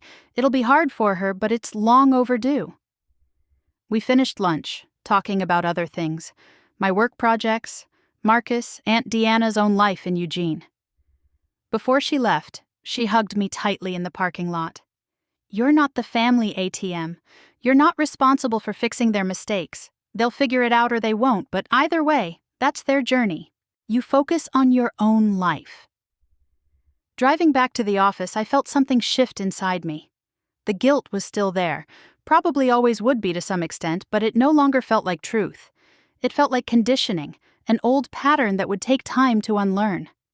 The facts were clear. My parents had made disastrous financial decisions repeatedly, refused good advice, prioritized Ivy's wants over basic financial stability, and expected me to subsidize their dysfunction indefinitely. I hadn't abandoned them. I'd stopped letting them abandon themselves while using me as a safety net. That afternoon, I called Dr. Chen from my office. "I think I'm actually done," I told her. "Not just saying I'm done, but actually emotionally done. Is that normal?" "It's very normal," she said. "You've been processing this for months, years really. You've done the emotional work of recognizing the dysfunction, naming it, and choosing differently. The guilt will probably resurface occasionally, especially if you hear they're struggling. But you've built the foundation for maintaining boundaries. That's real progress." Over the next few months, I heard occasional updates through Aunt Deanna, and a few cousins I'd stayed close with. The garden center lost another major contract, this time with a local landscaping company that had been buying bulk supplies for years. Dad had failed to maintain the relationship, had been late on deliveries, had provided subpar customer service. They found a more reliable supplier. Revenue dropped by 40% between February and April. Dad tried to compensate by cutting costs, reducing inventory, eliminating the part-time employees who'd been helping run things. That meant he was working 7 days a week, 12 to 14 hours daily, trying to do everything himself. At 62 years old, it was unsustainable. His health started declining. High blood pressure, stress-related heart palpitations, exhaustion that no amount of coffee could fix. Mom's back problems worsened with the stress she tried to help at the garden center, but lasted maybe 3 hours before the pain became unbearable. She started physical therapy, which their insurance covered partially, and began painting more seriously. She'd set up an easel in the corner of the garden center, working on small watercolors between customers. It was something at least. Some small step toward taking responsibility for her own life. Ivy got a job at a big box craft store, Hobby Lobby on the east side. She started as a cashier, minimum wage plus a tiny bit more, working 30 hours a week. It was the first regular job she'd held in years. According to Aunt Deanna, she complained constantly at first, about having to wake up early, about rude customers, about how the work was beneath her artistic talents. But she kept showing up, probably because she had no other options. After 6 weeks of reliable attendance, they moved her to the custom framing department. It paid slightly better and used skills she actually had, measuring materials, cutting mats, assembling frames. She was apparently decent at it, patient with customers, good at helping them visualize finished projects. The employee discount meant she could buy art supplies at cost, letting her work on personal projects without asking my parents for money. Her Instagram changed during this period. Gone were the carefully curated aesthetic shots and captions about creative journeys. Instead, she started posting raw behind-the-scenes content from her job, cutting glass, mixing paint tints, troubleshooting framing problems. She narrated mistakes honestly, showed the learning process, talked about the satisfaction of completing a difficult custom order. Her follower count started growing again, slowly but steadily. Climbing past 5,000 people responded to the authenticity, the humility, the actual work ethic she was finally developing. I watched this evolution from a distance, still following her account even though we had no direct contact. Part of me felt satisfaction that she was finally experiencing real consequences and growth. Part of me felt sad that it took total family collapse to force her into adulthood. Mostly I felt distant, like I was watching strangers rather than family. The emotional connection had been severed along with the financial one. By late spring, my own life had transformed in ways I hadn't imagined possible 6 months earlier. My firm promoted me to associate principal, a senior leadership role that came with significant responsibility, and a salary increase to $118,000 annually. The promotion included profit sharing, retirement matching, and a leadership development program that would prepare me for eventual partnership. The projects I was leading were more complex and high-profile than ever. The resort redesign had become a showcase for sustainable luxury, featured in regional design magazines and bringing new client inquiries. I'd been asked to speak at a landscape architecture conference about integrating native plant communities with high-end hospitality design. My portfolio was strong enough that headhunters started reaching out about senior positions at prestigious firms. Without the $2,000 monthly drain to my parents, my finances stabilized dramatically. I paid off 3 credit cards completely, started making larger payments toward my student loans, and actually began building an emergency fund. Marcus and I opened a joint savings account for our future house, contributing to it monthly, watching the balance grow toward a down payment. We looked at properties on weekends, dreaming about backyards and neighborhoods and the life we were building together. In late May, Marcus proposed properly. We'd been talking about marriage for months, but he wanted to do it officially, with a ring and a plan. He took me hiking to Multnomah Falls, waited until we reached the viewing platform at the top, then got down on one knee while tourists applauded around us. The ring was exactly my style, recycled platinum with a small Oregon sunstone, simple and meaningful and perfect. I said yes before he finished asking yes to marriage, yes to building a future together, yes to a life defined by mutual respect and partnership, rather than exploitation and obligation, yes to everything my family had never been able to give me. Meanwhile, my parents' financial collapse accelerated toward its inevitable conclusion. In early June, exactly 6 months after I walked out, they received the official foreclosure notice. 45 days to vacate the property or face forcible removal. They'd missed 7 consecutive mortgage payments by that point, and the bank's patience had expired. Aunt Deanna called to tell me, her voice sad but unsurprised. "They're losing the house. The bank is proceeding with foreclosure. Your dad is trying to negotiate, but there's nothing left to negotiate. They're too far behind." "Are they okay?" I asked, and meant it. I was angry at them, hurt by them, done with them, but I didn't wish them actual harm. "Define okay," Aunt Deanna said. "They're not suicidal or in immediate danger, but they're scared and stressed and finally starting to understand how serious this is. Your dad approached me about a loan, and I had to say no." "Good," I said, then felt guilty for saying it. "I mean, good that you set a boundary." "I learned from watching you," Aunt Deanna said. "They made their choices. Now they live with consequences." 2 weeks later, the garden center closed permanently. They couldn't maintain inventory, couldn't pay utilities, couldn't afford the business insurance. Dad locked the doors on a Tuesday morning, put up a handwritten sign thanking customers for 40 years of business. And that was it. The end of the family business, the place I'd spent my entire childhood working. I felt surprisingly little about it. Maybe I should have grieved, but the garden center had been a source of exploitation more than family pride. All those hours working for free, all those Saturdays behind the register, all those deliveries and inventory counts and customer service.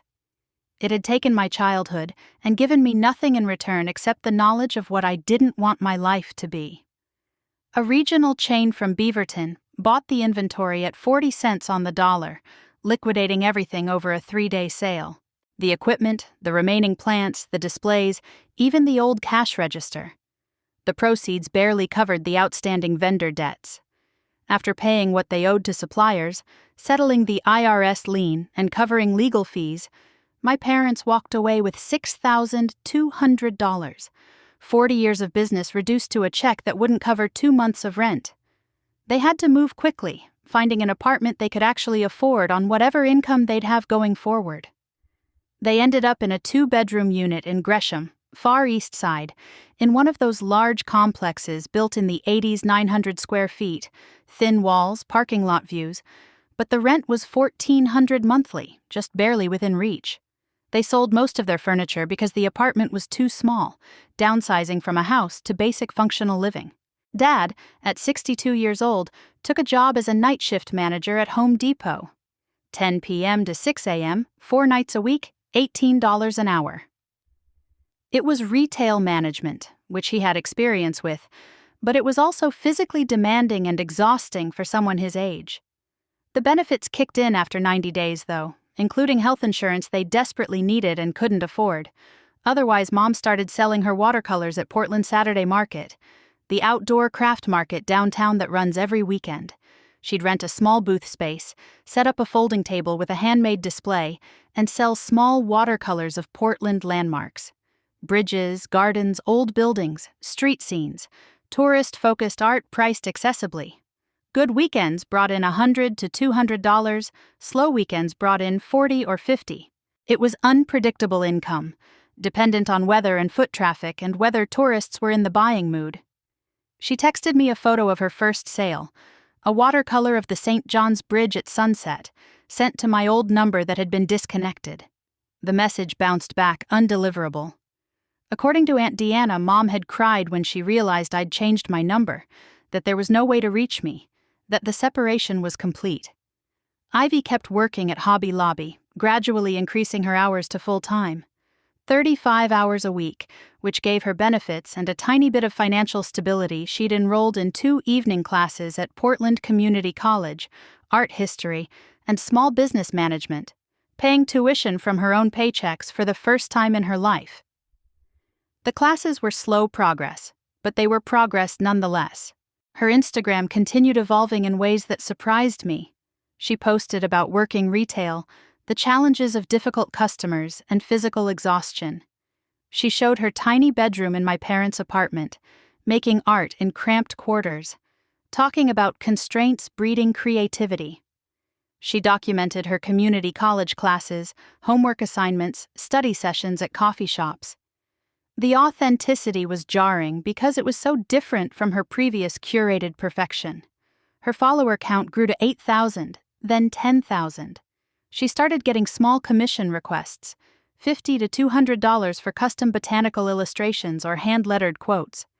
She delivered them on deadline, professionally packaged, with thank you notes. Customers left positive reviews. She started building an actual reputation based on work ethic rather than borrowed credibility. I watched this transformation with complicated feelings. Pride that she was finally growing up. Anger that it took complete family collapse to force this growth. Sadness that we'd probably never have a real relationship again. The damage was too deep, the history too painful. We were becoming strangers who happened to share DNA and a traumatic childhood. I severed every remaining connection with surgical precision throughout that summer. I deleted the shared family cloud storage account, removing years of photos and documents that tied me to them. I removed myself from the garden center's old vendor contact lists, asking suppliers to delete my information from their systems. I filed a change of address at the post office, ensuring no mail from them could reach me. I even changed my professional email signature, removing any mention of the family business that some older contact still associated with me. The final communication went out in mid-July, certified mail with return receipt requested. I drafted it carefully with Dr. Chen's help, making it clear this wasn't anger or temporary boundaries, but permanent separation. I typed it on my professional letterhead, 1 page, simple and direct. This letter serves as formal notice of my decision to cease all contact with you permanently. This is not a punishment, but a necessary boundary for my own well-being. I wish you stability and growth, but from a complete and permanent distance. Please do not attempt to contact me through any means. This decision is final and non-negotiable. I will not respond to letters, emails, phone calls, or attempts at contact through third parties. I am closing this chapter of my life and moving forward without you in it. I sent copies to Mom, Dad, and Ivy, each one via certified mail so I'd have proof of delivery. I kept copies for myself, filed in a folder labeled Family Separation Final Documentation. The green signature cards came back over the next week. Mom's signature was shaky, emotional. Dad's was angry, pressed hard enough to nearly tear through the paper. Ivy's was casual, loopy, like she was signing for a package rather than the end of our relationship. I filed the cards with the letters and closed the folder. That was it. 33 years of family connection formally dissolved. Marcus and I hosted an engagement party in early August on the patio of our apartment. String lights overhead, local wine, colleagues from my firm mixing with his engineering friends. We'd decided on a spring wedding, small and simple, just people who actually supported us. No family drama, no obligation invitations, no walking on eggshells, just joy and celebration in the future we were choosing. My coworker Sarah asked about my family during the party, making polite conversation. "Will your parents be involved in the wedding planning?" "No," I said simply. "We're not in contact." "Oh." She looked uncomfortable, like she'd stepped on a landmine. "I'm sorry, I didn't mean to—" "Don't be sorry," I interrupted gently. "It's a healthy boundary. Sometimes family isn't healthy for you, and that's okay to acknowledge."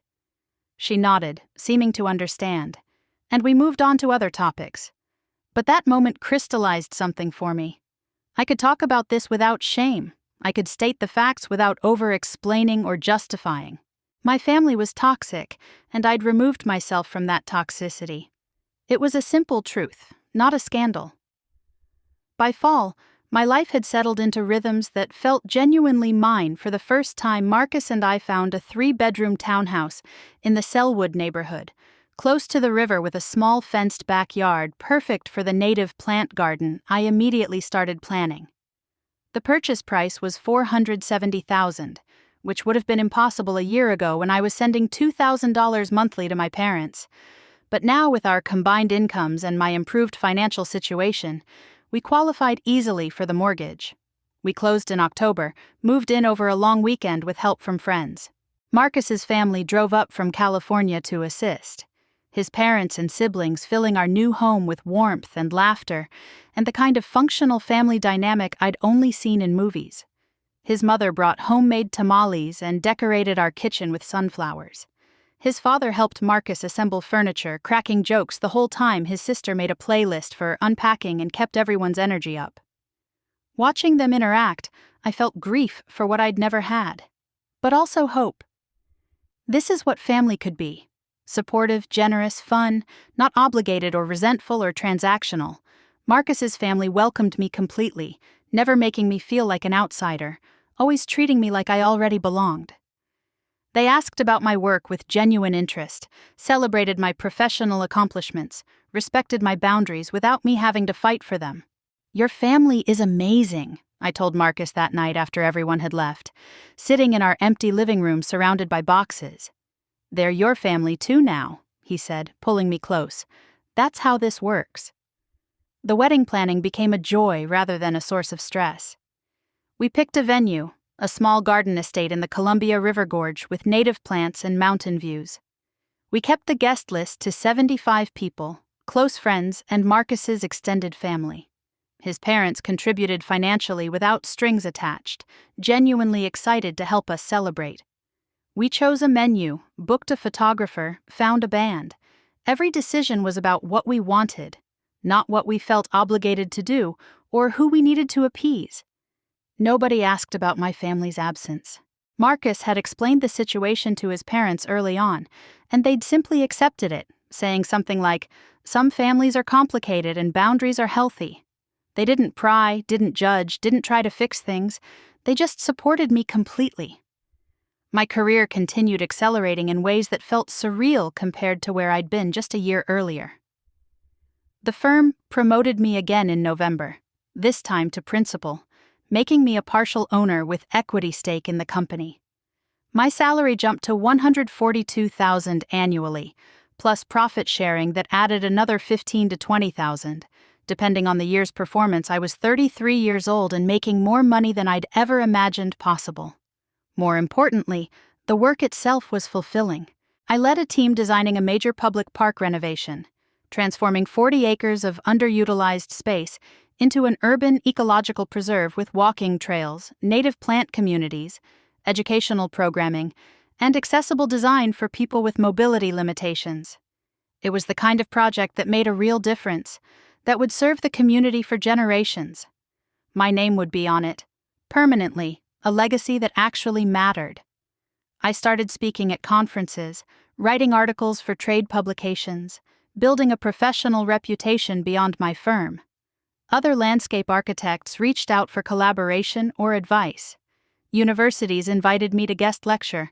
I was becoming someone people respected in my field, someone known for innovative, sustainable design and thoughtful community engagement. I'd built this entirely myself, without family connections or inherited wealth or anyone's help except Marcus's unwavering support. This is Revenge Stories with Michelle, a home for quiet courage and true endings. If you're still with me, if this story is hitting somewhere deep, please like the video, subscribe to the channel, and tell me in the comments where you're watching from. Your voice matters here. Your story matters too. And if you're the person carrying weight that was never yours to carry, I want you to know this. Setting it down isn't cruel, it's survival. It's choosing yourself after a lifetime of choosing everyone else. Through Aunt Deanna and occasional social media glimpses, I tracked my family's continued transformation from a distance. They were adapting, slowly and painfully, but adapting nonetheless. Dad kept his Home Depot job through the fall, gradually accepting that this was his life now. He wasn't managing his own business anymore. He was stocking shelves and managing inventory for someone else's company. His ego struggled with it initially, but necessity has a way of crushing ego. The paychecks kept coming, the insurance covered Mom's medical needs, and slowly he stopped complaining about it. Mom's Saturday market booth became more professional over time. She invested in better display equipment, created business cards, built a small mailing list of repeat customers. She expanded beyond watercolors to include greeting cards with her designs, small prints, even some painted ornaments as the holidays approached. Her income remained modest but grew more consistent. She learned to paint subjects that sold rather than just what inspired her personally. It was commercial art rather than fine art, but it paid bills. She started teaching a weekend watercolor class at a community center, earning another $200 monthly. Students were mostly retirees and hobbyists, people who'd always wanted to learn to paint. According to Aunt Deanna, Mom actually enjoyed teaching, found satisfaction in sharing skills and watching students progress. It was purpose beyond just survival, something she'd never had when the garden center consumed everything. Ivy's growth was perhaps the most dramatic. By December, she'd been promoted to framing department supervisor at Hobby Lobby, managing 3 other employees and earning $17.50 an hour. She completed her 2 community college classes with B grades, then enrolled in 2 more for spring term. She talked about eventually finishing an associate's degree in business, maybe applying to Portland State for a bachelor's program. The goals were modest but realistic, grounded in actual effort rather than fantasy. Her Instagram hit 15,000 followers by the end of the year. She'd found a niche in behind-the-scenes retail content, mixed with accessible art tutorials, showing people how to frame their own work or create simple botanical illustrations. She started a Patreon offering monthly tutorials and print downloads, generating an additional $300 monthly. It wasn't much, but combined with her job, it was actual income from actual work. She moved out of my parents' apartment in January, renting a studio in a converted building near Division Street. 500 square feet, but it was hers, paid for with her own money. According to the photos she posted, it was spare but functional, decorated with plants and her own artwork, a space that reflected who she was becoming rather than who our parents had enabled her to be. The caption on her moving day post was surprisingly self-aware. First time living alone, first time truly independent, first time understanding what I'm actually capable of when I have to be. Scary and exciting and long overdue. I felt something soften in me reading that, some small part that had stayed hard and angry. Not forgiveness exactly, but acknowledgement Ivy was growing up. Finally, at 27, she was becoming an adult. It didn't erase the past or heal the damage, but it was something Christmas came and went without contact from any of them. I spent it with Marcus and his family in California, sunny and warm, completely different from the cold Portland winters I'd always known. We cooked together, played board games, went for walks on the beach. Marcus's nephew, 5 years old, showed me his rock collection with complete seriousness, explaining which stones were special and why his parents asked about our wedding plans with genuine enthusiasm, offering help without being controlling. It was peaceful, joyful, exactly what holidays should be. I thought about my family occasionally during that week, wondering if they were together or how they were managing. but the thoughts were distant, observational rather than emotional. Like checking weather in a city you used to live in but have no plans to visit. Mild curiosity without investment. The new year brought the final major milestone in my separation journey. In February, I legally changed my name. Not my last name, which was already Marshall and which I liked, but my middle name. I'd been Elena Catherine Marshall. Middle name, after my maternal grandmother, I changed it to Elena Sage Marshall, choosing a name that reflected my work with plants and my own identity rather than family obligation. It was a small change, legally straightforward, just paperwork and a court fee. But symbolically, it felt enormous. I was quite literally rewriting my identity, choosing who I wanted to be independent of who they'd named me to be. The new driver's license arrived in March, Elena Sage Marshall staring back at me from the photo. She looked happy, confident, free. Marcus and I married in April in the Columbia River Gorge, 72 guests present, perfect spring weather.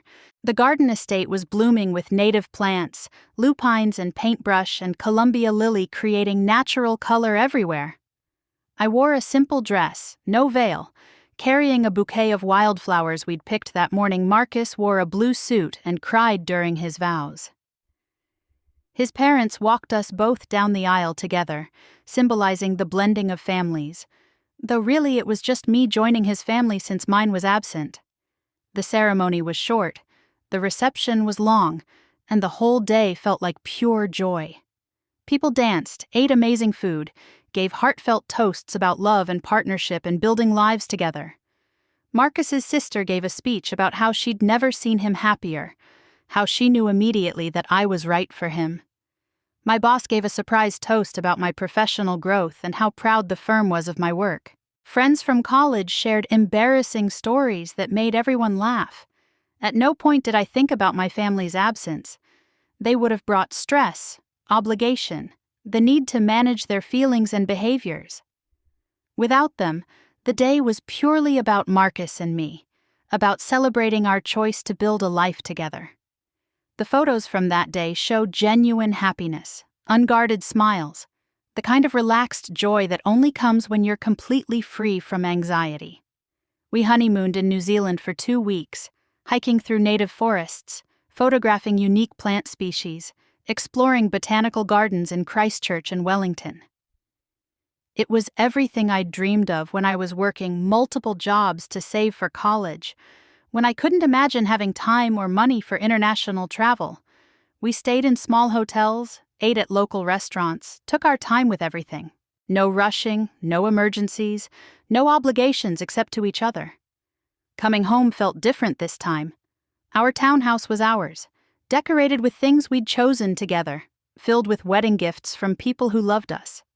The mortgage was affordable, the yard was becoming the native plant showcase I'd envisioned, and my career was thriving. At 34 years old, I'd built a life I was genuinely proud of, a life that bore no resemblance to the dysfunction I'd grown up in. The years that followed brought continued growth and deepening peace. Marcus and I settled into married life easily, finding rhythms that worked for us, supporting each other's careers and personal growth. We traveled when we could, hosted dinner parties for friends, volunteered with a local environmental nonprofit. We talked about eventually having kids, maybe in a few years when we were ready. Everything felt possible without the weight of family obligation crushing us. My career reached heights I'd never imagined. I became a recognized voice in sustainable landscape architecture, speaking at national conferences, serving on advisory boards, mentoring younger designers. The firm continued growing, and my equity stake meant financial security beyond just salary. By my late 30s, my net worth surpassed $500,000, most of it in home equity and retirement accounts, actual wealth built through my own work rather than inherited or given. I paid off my student loans completely when I was 36, making the final payment with a sense of triumph that was almost spiritual. $53,000 that had hung over me for years, finally gone. The weight lifted felt physical, like I'd been carrying a backpack full of rocks and suddenly set it down. I took a screenshot of the zero balance and sent it to Marcus with 3 champagne emojis. We celebrated that night, just the two of us, acknowledging how far we'd both come. Through all of this, my family continued their separate lives, transformation continuing without my involvement or observation. I stopped checking Ivy's Instagram, stopped asking Aunt Deanna for updates, stopped caring what happened to them beyond hoping they were generally okay. The distance became comfortable rather than painful, acceptance rather than active separation. Aunt Deanna reached out occasionally, always respecting my boundaries but keeping me vaguely informed in case I wanted to know. Mom was still selling art at markets, had actually built a modest following, was getting regular commissions now. Dad had moved to day shift at Home Depot, assistant store manager position, was apparently doing well. Ivy had completed her associate's degree, was working as a framing department manager at a regional craft chain, was engaged to someone she'd met through her Patreon community. They were fine. They'd survived. They'd adapted and grown and learned to take care of themselves without me as their safety net, which was exactly what needed to happen. One afternoon in my 38th year, I sat in my backyard watching hummingbirds visit the native plants I'd carefully cultivated. A journal open on my lap, I'd started therapy initially to process family trauma, but over the years it had evolved into general personal growth work. Dr. Chen had suggested journaling about my journey, documenting both the pain and the healing, and I'd been doing it sporadically for years.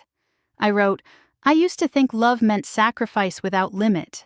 That being a good daughter meant destroying myself to keep them comfortable. That saying no made me selfish and cruel. I used to measure my worth by how much I could endure, how many problems I could solve, how much pain I could absorb without breaking. It took me 33 years to understand that none of that was love. It was exploitation wearing love's mask. Real love respects boundaries. Real love doesn't demand self-destruction. Real love is mutual, not one-directional extraction." Marcus came outside with iced tea, sat beside me on the bench we'd built together from reclaimed wood. "Writing again?" "Reflecting," I said. "Thinking about how different life is now." "Better different?" "So much better. Sometimes I can't quite believe this is real, that I get to live like this, without constant crisis, without guilt, without the weight of other people's bad decisions crushing me." "You earned this," Marcus said firmly. "Every bit of peace, every bit of success, every bit of happiness. You worked for it, fought for it, chose it when choosing it meant walking away from everything you'd known that takes courage most people never develop." I leaned against him, watching the hummingbirds, feeling grateful in a way I'd never experienced growing up. Not grateful for being allowed basic respect, but grateful for a life I'd built intentionally, for a partner who treated me as an equal, for work that fulfilled me, for freedom from dysfunction. Some doors closed to open entire worlds. I didn't abandon my family. I stopped letting them abandon themselves while using me as their perpetual life raft. I stopped paying the price for their mistakes. I stopped accepting crumbs and calling it love. I stopped setting myself on fire to keep them warm. And in the space that created, I built something beautiful. A career I'm proud of, a marriage based on mutual respect, financial stability I'd never known growing up, mental peace I'd thought was impossible. A life that's genuinely mine, not defined by their expectations or demands or dysfunction. My parents learned to live within their means. Dad discovered work ethic in his 60s, understanding for the first time what it meant to earn money through consistent effort. Rather than inherited business ownership, Mom found purpose in teaching and creating art people wanted to buy, developing skills that generated actual income. Ivy grew up finally, learning competence and responsibility one paycheck at a time. Consequences taught them what indulgence never could. They didn't fall apart when I left. They restructured. They adapted. They became more capable, more self-sufficient, more functional than they'd ever been with me cushioning their every mistake. That's not revenge. That's natural consequences finally allowed to play out. That's accountability they'd avoided for decades. That's growth that could only happen once I stopped preventing it. This is Revenge Stories with Michelle, a home for quiet courage and true endings. If you feel my words, please like the video, subscribe to the channel, and tell me in the comments where you're watching from. Your voice matters here. Your story matters too. Thank you for staying with me through this entire journey. If this story resonated with you, if you've ever felt like the family workhorse while someone else got treated like precious cargo, drop your thoughts in the comments. What would you have done at that Christmas table?